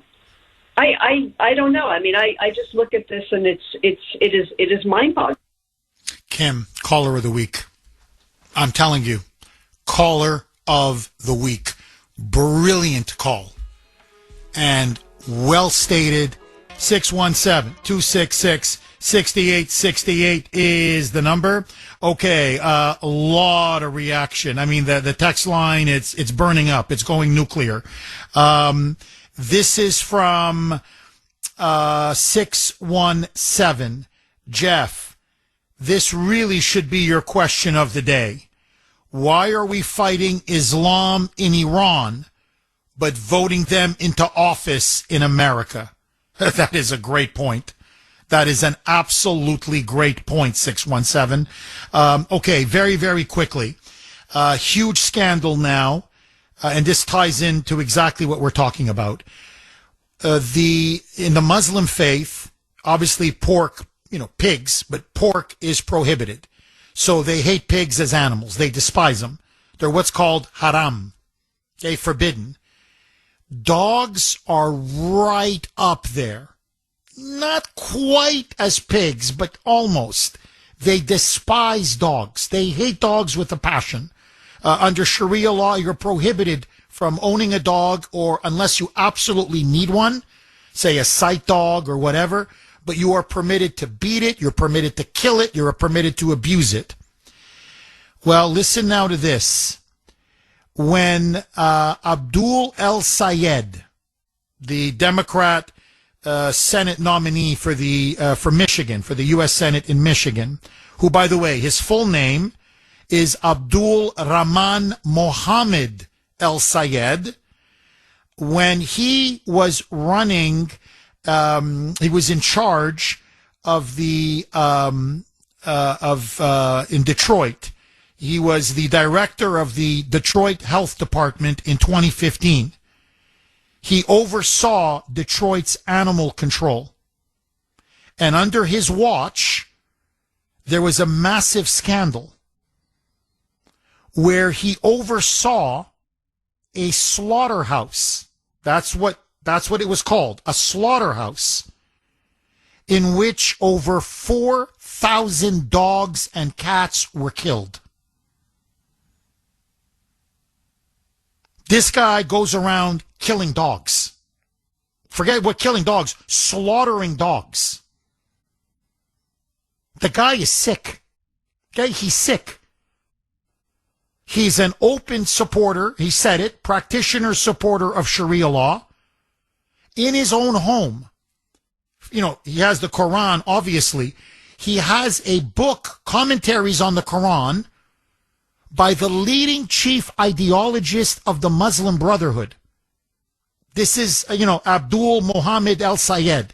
This is the guy they want to make the first Muslim senator in the United States. And this chief ideologist of the Muslim Brotherhood openly says that Islamic jihadism, Islamic terrorism is justified. It is justified to kill the infidel. Whether it be Americans, Jews, Israelis, Europeans, non-Muslims, Westerners. In fact, the whole treatise is how the Quran justifies murdering non-Muslims or the so-called infidel. That's Abdul El Sayed. That's what he's trying to keep separate or quiet in the closet from, gullible, naive Midwesterners in Michigan. His sister is just as radical as he is. So now it's come out because she can't keep her mouth shut just like him on social media. So this is what his sister now says. Ban the 4th of July. Ban Thanksgiving. Ban fireworks during the 4th of July. And according to her, in one of her posts, please Allah, unite the world against the evil American empire. She wants Muslims to rise up against the evil American empire. He's Muslim Brotherhood. She's Muslim Brotherhood. The entire family is Muslim Brotherhood. Now, just very quick, because you need to hear this. This is heartbreaking. So there is an African-American woman. She's very brave.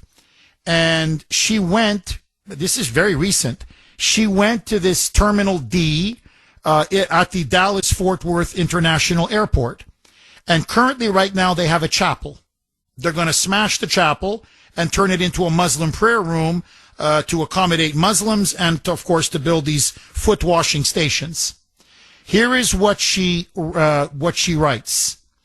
She says now that she's gone through the Dallas airport and that she says she's heartbroken. She's a black woman, an African-American woman. She's a Christian.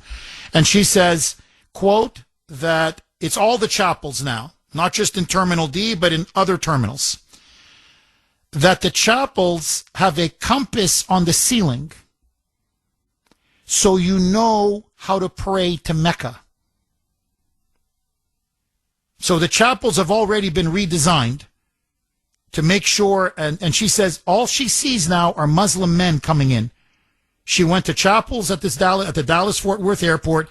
She says it's just Muslim men after Muslim men after Muslim men. They look at the ceiling, they have their compass, and it shows them where to pray towards Mecca.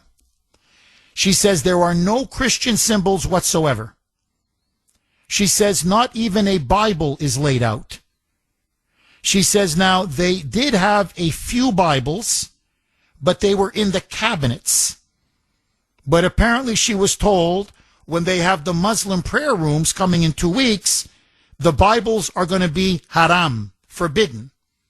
Only the Quran will be allowed. She said that she sat in one of these so-called chapels for almost 2 hours because I refused to leave while the Muslim men kept coming in to pray. This is what she wrote. They were all hostile except one. It was actually a very frightening experience. I was alone, and the chapel is tucked away in an obscure hallway. It's already been taken over by the Muslims, and soon it will be officially theirs.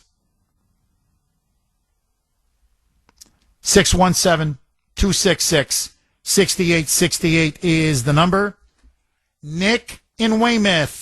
Thanks for holding, Nick, and welcome. How you doing, Jeff? Allow me to Good. How are you, Nick?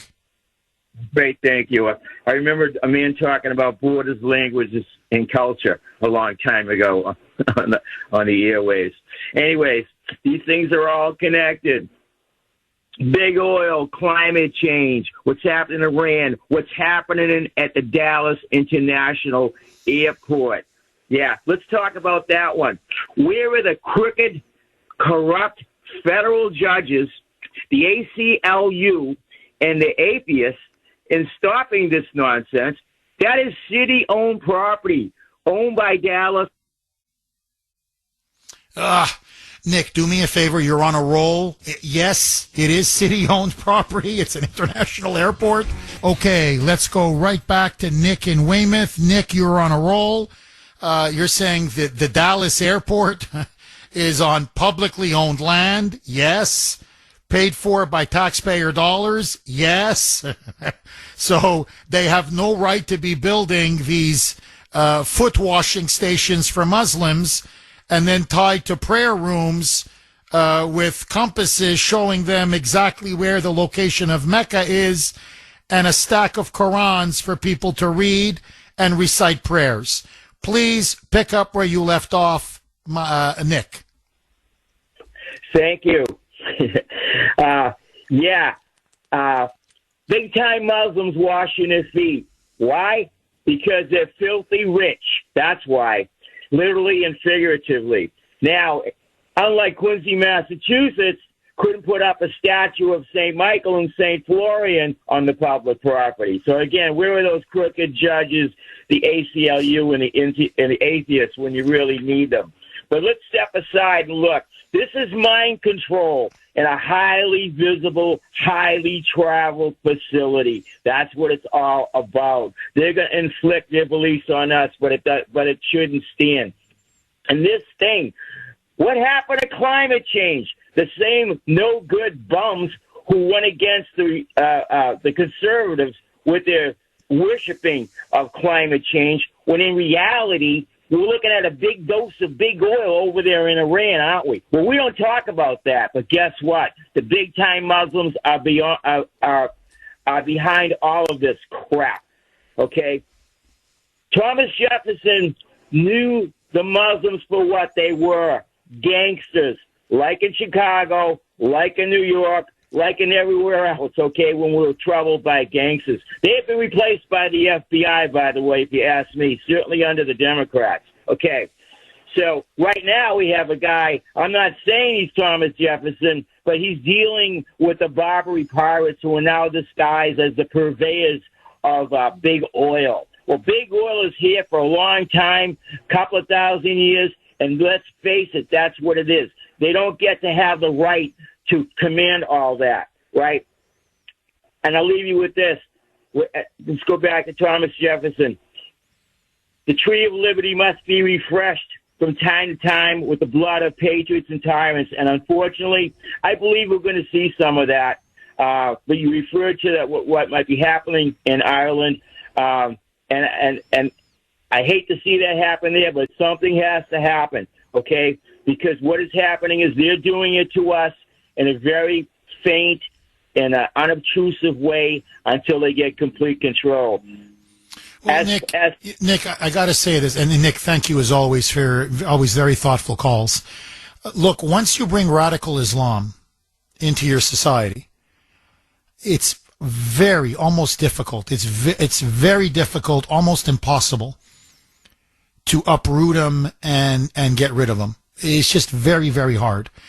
And if you ever go to Central Eastern Europe, I don't care if it's Poland, I don't care if I don't care, Romania, Bulgaria, Serbia, Croatia, Slovakia, Hungary, take your pick, Lithuania, take your pick.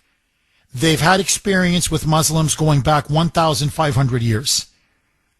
And to a man and a woman, they just shake their head and they said, we don't know what's wrong with you people in Western Europe and North America. Like, have you guys not read a history book? Are you guys that stupid? And I'm telling you what they've always told me. It doesn't matter what country you go to. They say in the end, you're going to have to most likely resort to violence if you want to push them out. And that's what the IRA is now threatening in Ireland. And by the way, you're right about Thomas Jefferson. Thomas Jefferson repeatedly said that Islam is incompatible with American culture, American civilization, and who we are as Americans. He goes, it's like water and oil. It doesn't work. It doesn't mix. And so his advice, he said to my countrymen, is keep them at arm's length.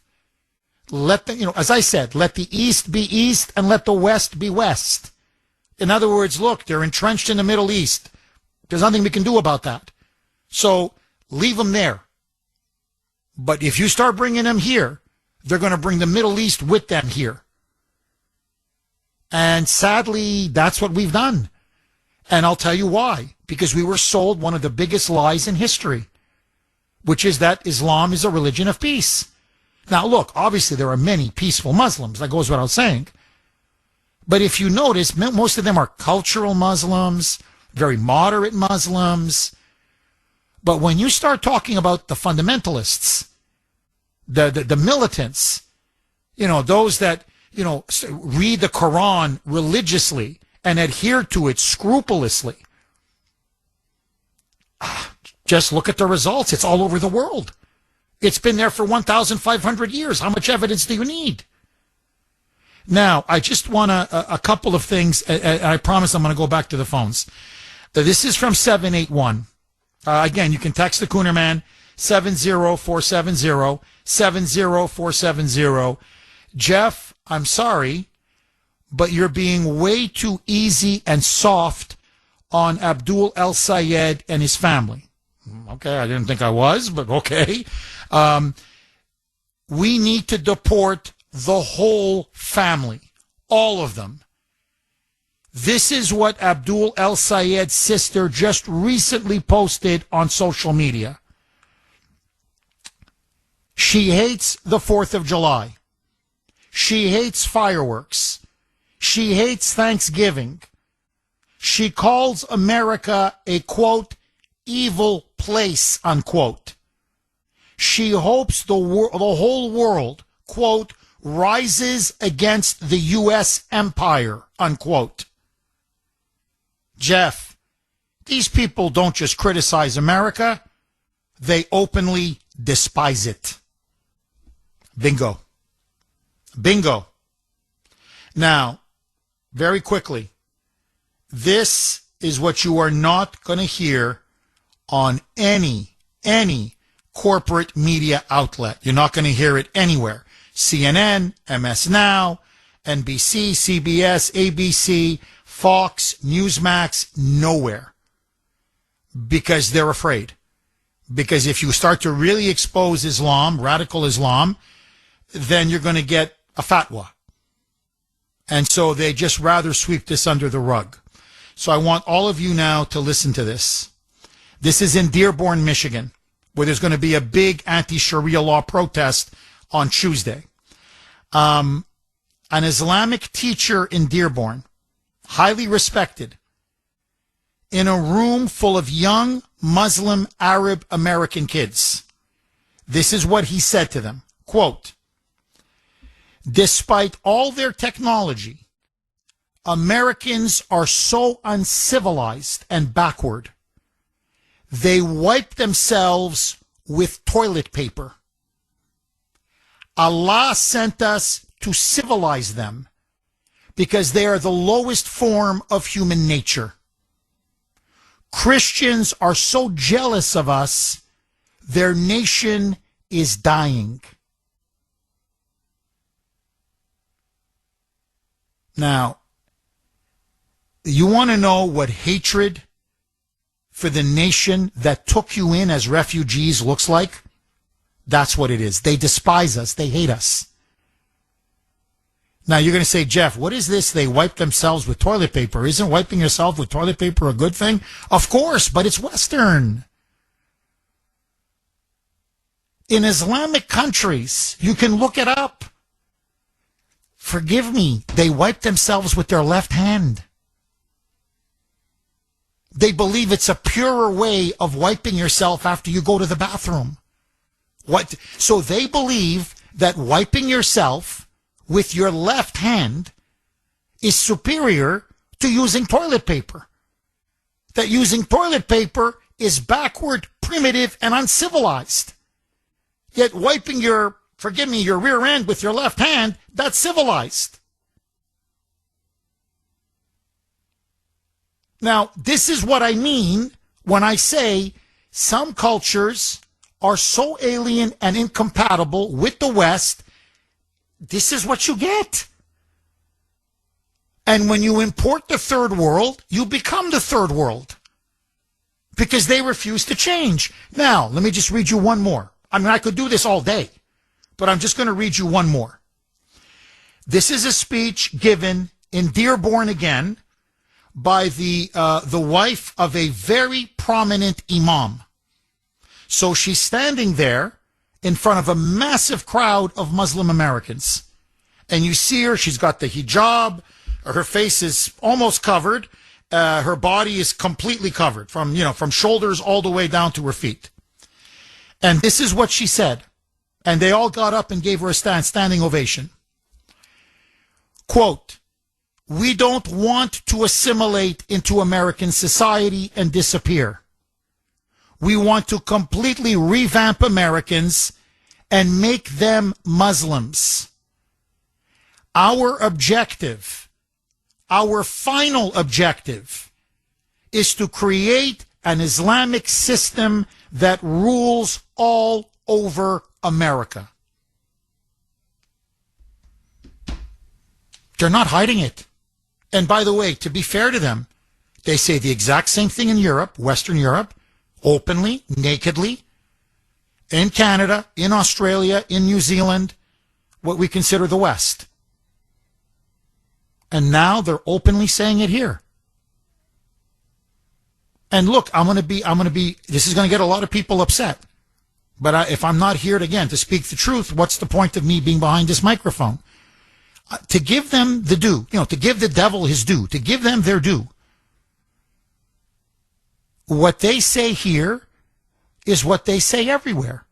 And it's also what they say in the Middle East, in North Africa, in Muslim-dominated countries all over the world. It's the same line. It's the same speech because it's what they all believe in. It's the same mission. So in a way, I don't blame them. I mean, of course I blame them. I don't want this in my country.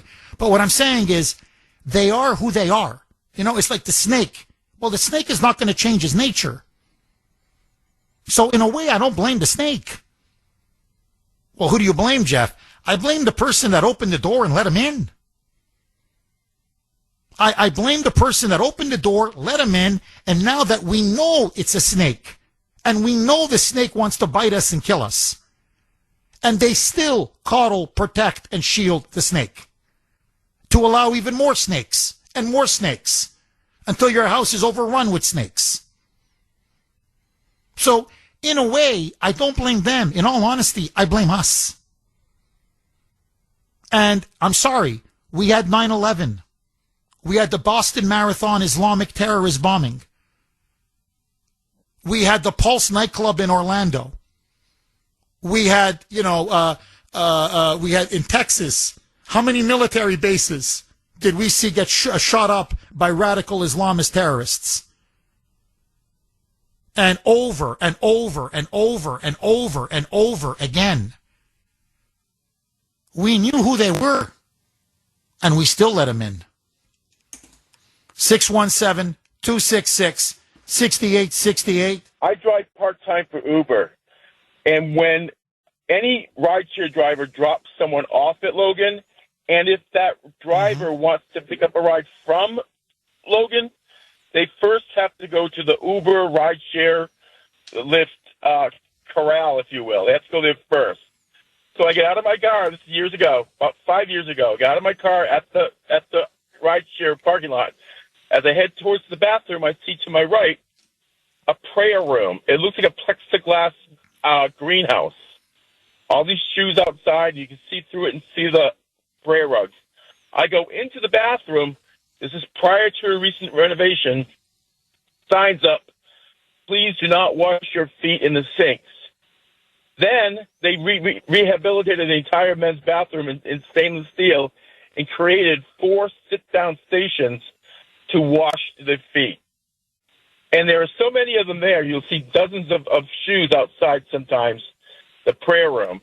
And they'll congregate out in the parking lot like they all know each other, like 4, 5, 6 of them at a time. I don't know anybody else that drives for Uber. I wouldn't. It's first come, first served when you get to this lot. You get a notification, it's like 5 minutes or it's 45 minutes. You can do what you want during that time. But the shocker was to see the prayer room.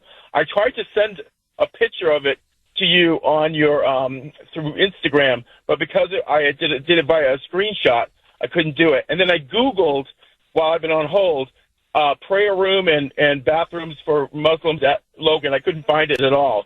But I assure you, they've been in place for over 5 years at the rideshare parking lot men's room. The rideshare parking lot men's room. I'm going to be going to Logan. I got family members coming in a couple. What am I going? Early September. So you know what? I'm gonna go ahead of time, and I'm just making a note I'm taking notes as you're talking. So the rideshare, that's the parking lot at in the rideshare section of Logan, correct? Rideshare people get in. If there's nobody watching the gate, if there's not watching the entrance, you could drive in there without an Uber, with an Uber sticker on your windshield. But you can probably get away with running in there for a second and see it for yourself. But it's whenever I believe you. No, Bill, I believe you. I just want to go in and take pictures and document it. So you're saying there's a prayer room, and then beside it is a bathroom where they have 4 stations where they can wash their feet, correct? Yes. And I hate going to Logan, but I'll go there today and take pictures of it and send it to you. What's your email address? Jeffrey Kuhner, Kuhn as in national ER, at iHeartMedia.com. Jeffrey Kuhner at iHeartMedia.com. Bill, I'm going to be looking for it. So no rush. I know you're busy, but whenever you can, please, please, please, because I'm going to blast that out everywhere. But I'm personally going to go check it myself. So basically, we have it at Logan. They're just keeping it on the down low. So you're actually making news now. You're making big news. So, Bill, do you know, I'm just curious, is there like a Christian chapel at Logan? I don't know. Is there like a place for, I don't know, Jews? Like a little mini prayer room for Jews? In other words, is there anything for people of other faiths outside of Muslims? I'm just curious, to your knowledge, at Logan, where they can go, congregate, pray, maybe hold a Bible or a Talmud whatever, have a cross or whatever. Is there anything there for Jews and Christians? Are you aware of anything, Bill? I not firsthand, but I do believe there is. By the way, the international terminal at Logan is Terminal E, as in Edward. It's the beautiful new one that's red, looks like a spaceship. It's beautiful. It's not Terminal D. It's Terminal D in Houston or wherever else. But at Dallas, Logan, Dallas is Terminal D. Yeah. So you're saying this is in Terminal E? E, as in Edward. It's spectacular. It's a spectacular terminal. Okay. Wow.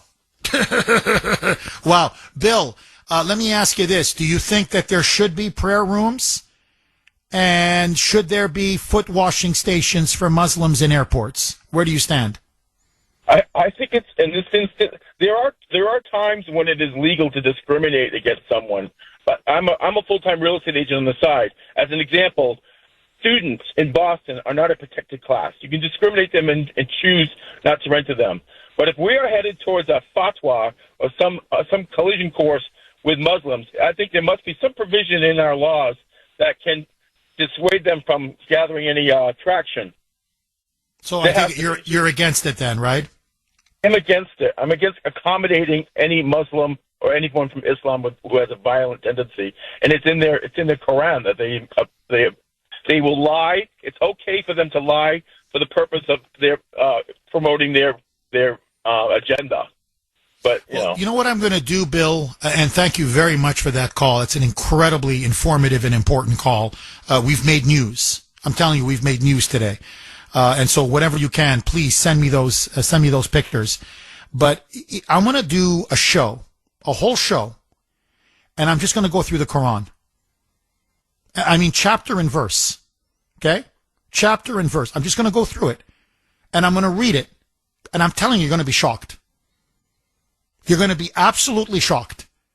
I'm going to first give you what the Muslims describe themselves as Muhammad's biography.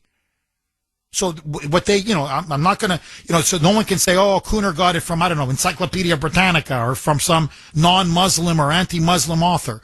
So what the Muslims themselves say about Prophet Muhammad, you're going to be shocked. Because you're commanded under Islam to follow the Prophet Muhammad.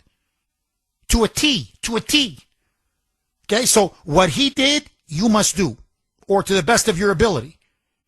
And then I'm going to go through not the whole thing, but I'm going to go through key passages of the Quran. And I'm telling you, it is so violent, you're going to be shocked. And you're going to say, no, Jeff, nothing will shock me. How graphic? You'll see after you're done reading this, you're going to say, Jeff, this is one of the most violent books I've ever heard or read in my life. Okay, so I'm going to do I promise, when it's a bit of a slow news day, and I'm just going to go through it. And you tell me, A, is this a religion of peace? And B, is this a religion or a cult? Okay, to everyone out there, please, you need to brace yourself. You've got to hear this. You got to hear this. I want to give a big hat tip to Sandy. She found this story and she sent it to me. This is, again, Texas. I told they're making a play for Texas. There's no question. Apparently now, outrage has absolutely exploded in Texas. Apparently now it's been discovered that taxpayer-funded public school buses and public school students were bussed. By the way, they're loaded onto these yellow school buses and driven straight to a huge mosque and Islamic center so they could experience, quote unquote, Islam up close. The organizers of this trip, those that run this massive mosque, it's in the Houston area, boasted that the whole thing left the students profoundly changed. So this is a taxpayer-funded so-called field trip. And what the organizers did is they could barely contain their excitement. And so in their own promotional video, they're filming all of this. And they celebrated how the kids showed up and potentially left absolutely transformed. And they're saying openly that this is how we're going to start converting non-Muslim American kids. We're going to start having field trips where these are taxpayer-funded schools, taxpayer-funded, publicly taxpayer-funded buses and students, and they're going to be bussed into these mosques once, twice, 3 times a year so that they can slowly be converted and transformed into believing Muslims. Over 30 high school students from Humble ISD's Kingwood High School and Atascocita, hope I'm pronouncing that correctly, Atascocita, so Atascocita High School, were taken on a school day field trip to the Centro Islamico, which is a huge Islamic center / mosque in the Houston area. The visit included a complete tour, lunch from halal food trucks, observation of midday prayers, and a presentation on the benefits, virtues, and truths of Islam and the Prophet Muhammad. CARE, and I told you CARE was in the middle of all of this, a CARE Houston representative was the one who addressed them during the presentation and then began to immediately identify all of these students. Now, these are all Christian or Jewish students. As from the report, none of them are Muslim students. So they're all non-Muslim students.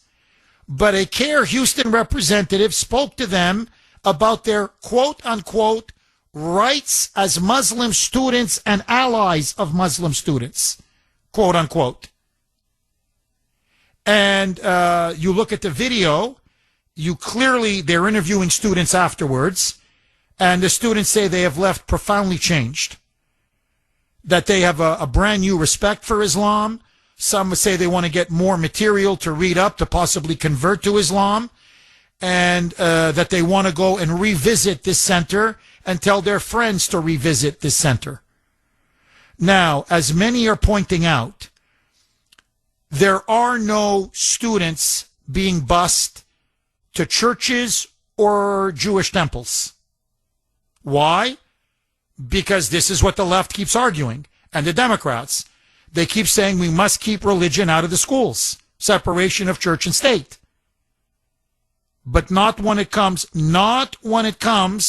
to Islam. Now, furthermore, as other people are commenting, because the parents, when they found out, were livid.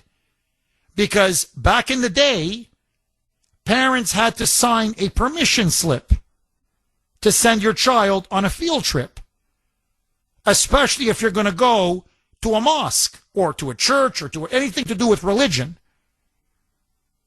And the parents are saying, had we known,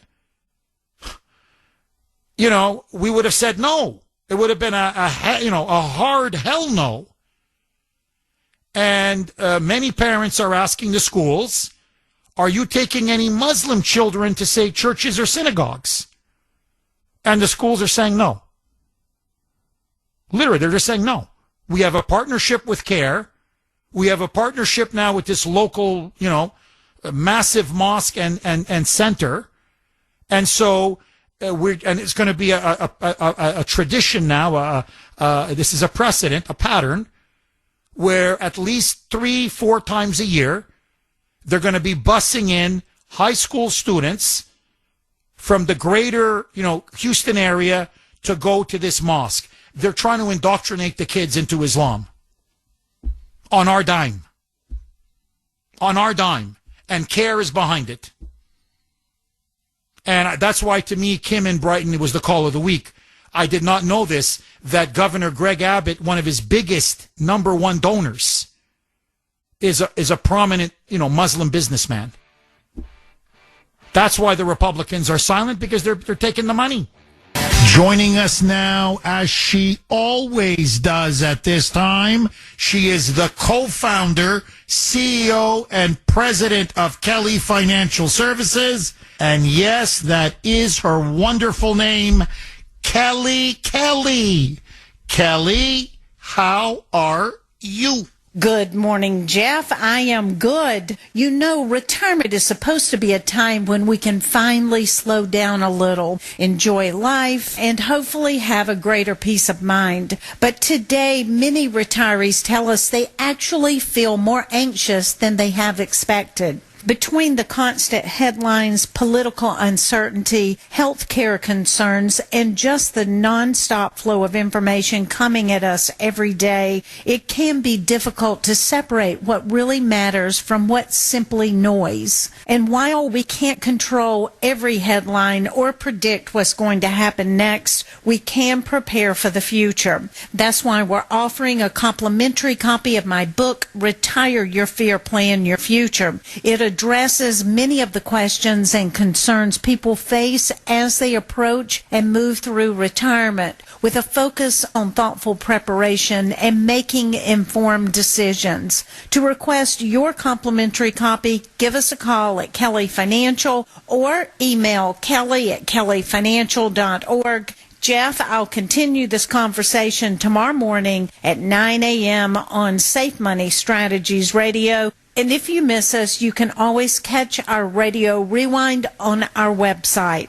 Jeff, have a wonderful weekend. My best to Grace and the kiddos. Thank you, Kelly. All the best to you and everyone at Kelly Financial.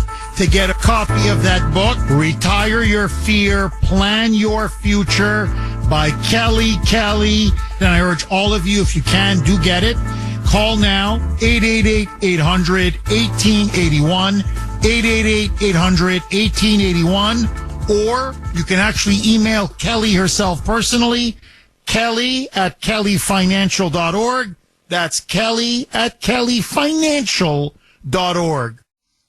9:34 on the great WRKO. Jeff Kuhner, Boston's Bulldozer. 617-266-6868 is the number. McKinney, Texas. It's one of the biggest stories in the country, and what is happening there is unbelievable. So, as I mentioned earlier, but you have to hear this. The audio is chilling.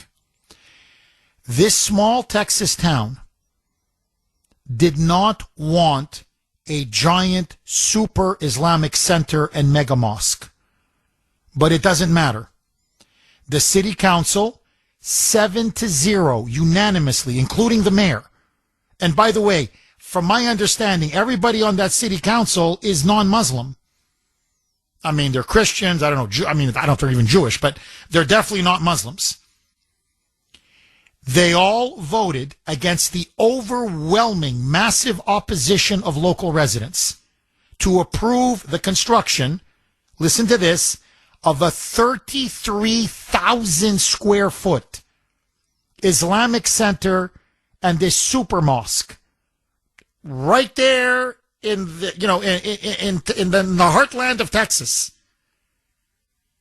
And the local residents went to a city council meeting before they rubber stamped it and gave it the unanimous decision and said, listen, you're supposed to work for us.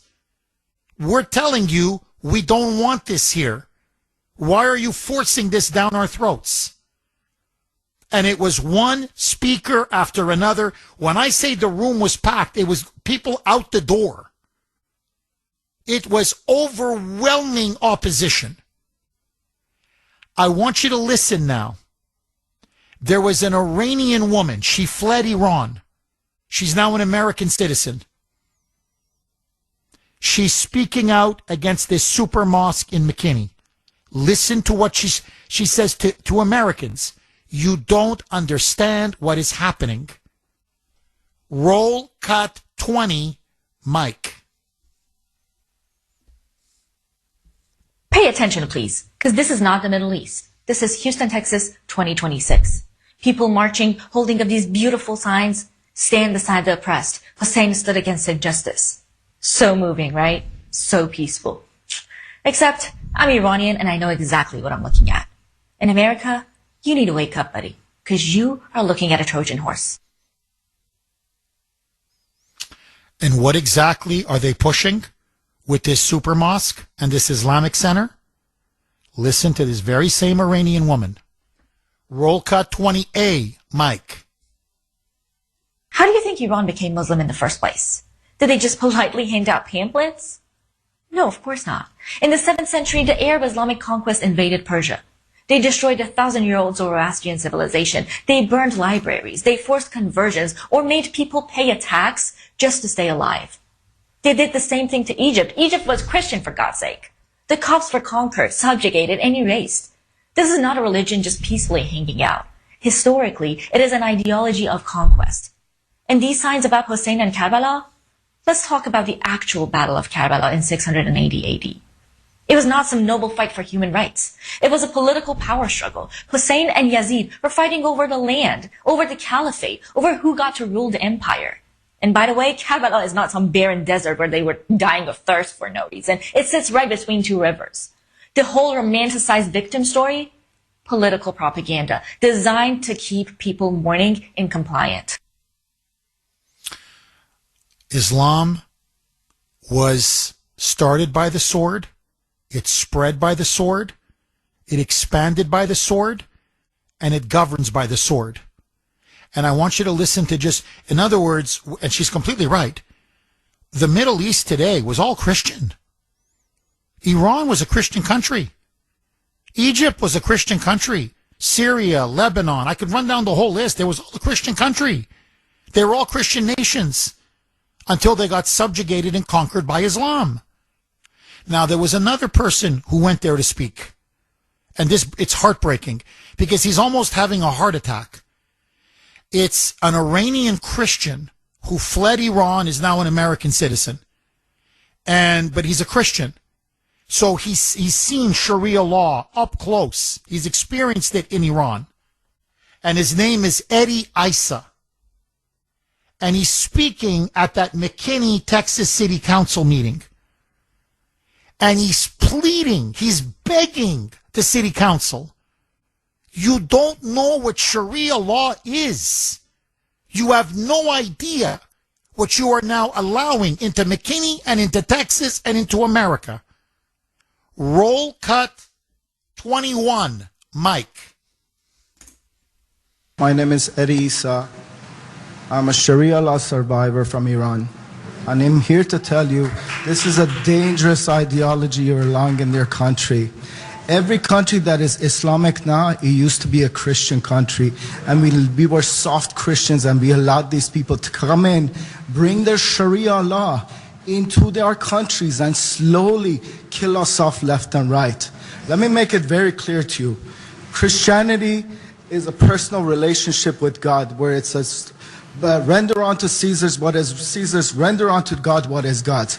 Islam is Sharia law, deen wa dawah, religion and state, which is not even compatible with the American thing. Bingo.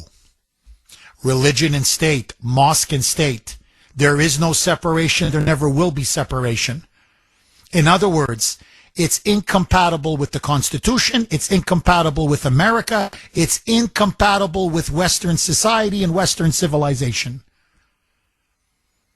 And everywhere they go, they have conquered Christian nation after Christian nation, subjugated Christian nation after Christian nation. And we want to bring this here? Have we lost our minds? Vince in Long Island. Thanks for holding, Vince, and welcome.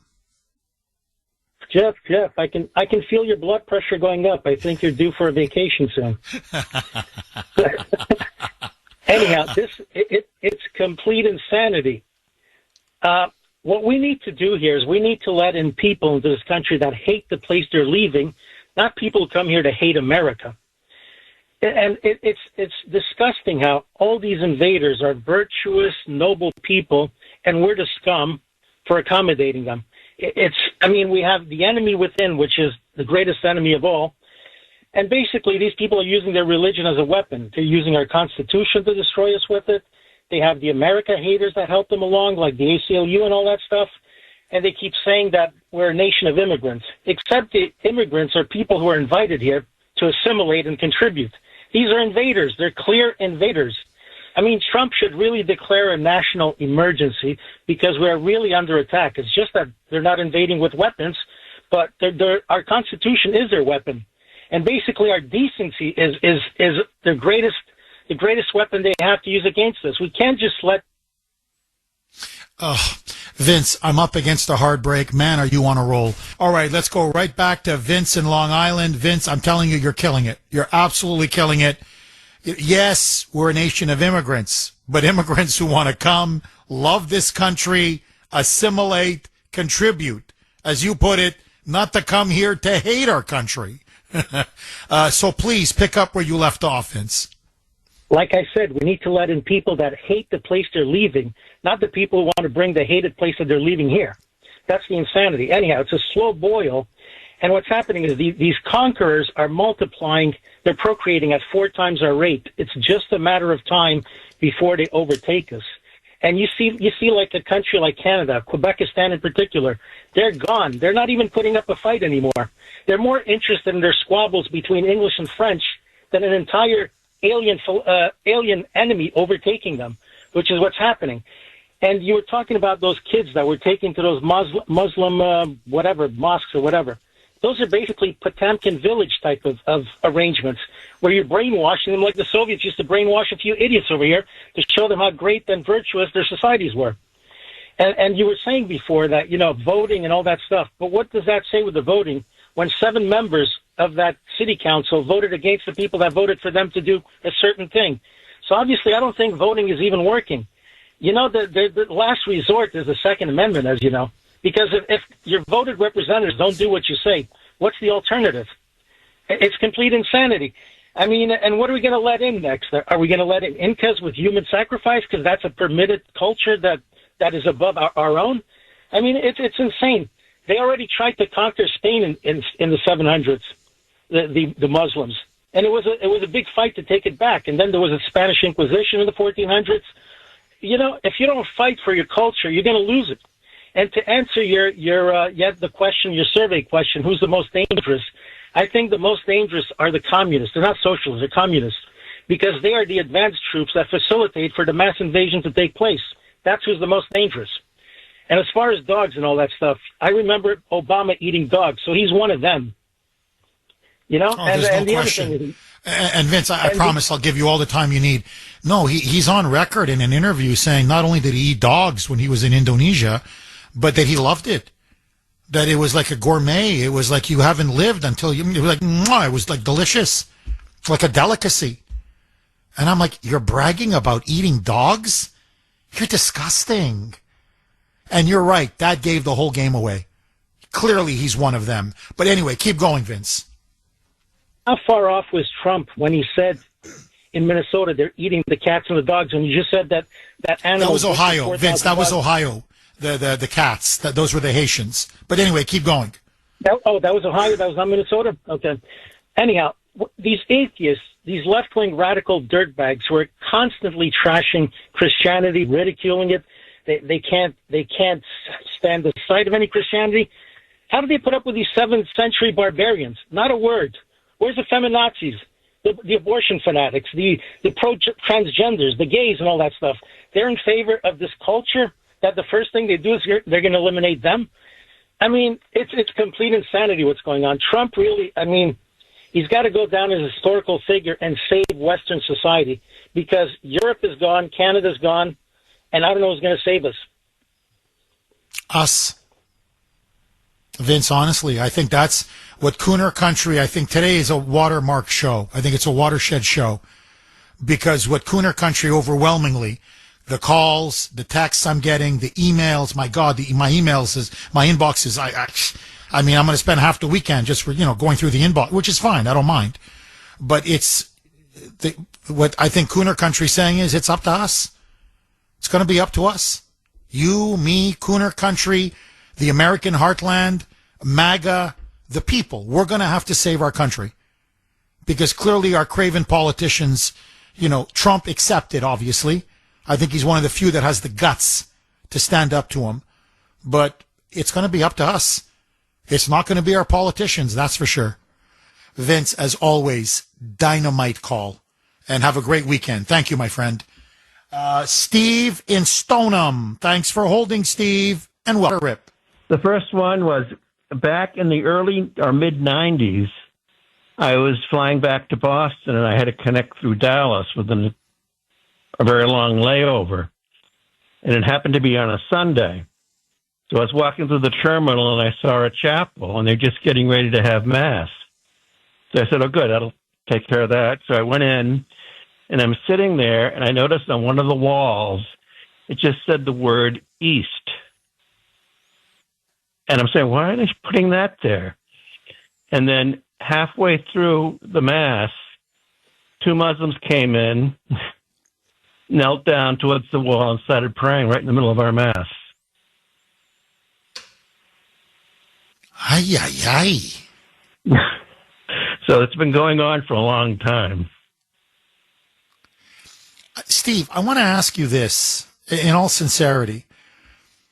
What would the reaction be from the media, from the left, from Democrats, if those school buses and those public schools, say in Texas, were busing students on a field trip to, say, a church or a synagogue?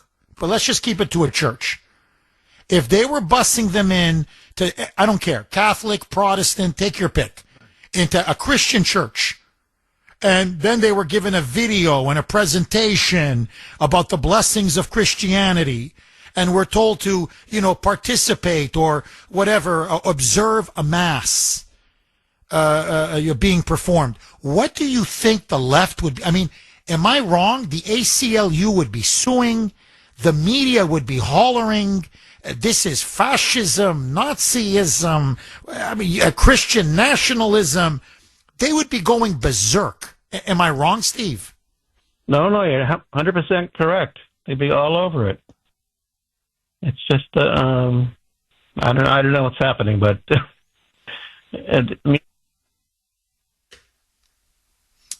Mike, is that it? Because that's a wrap.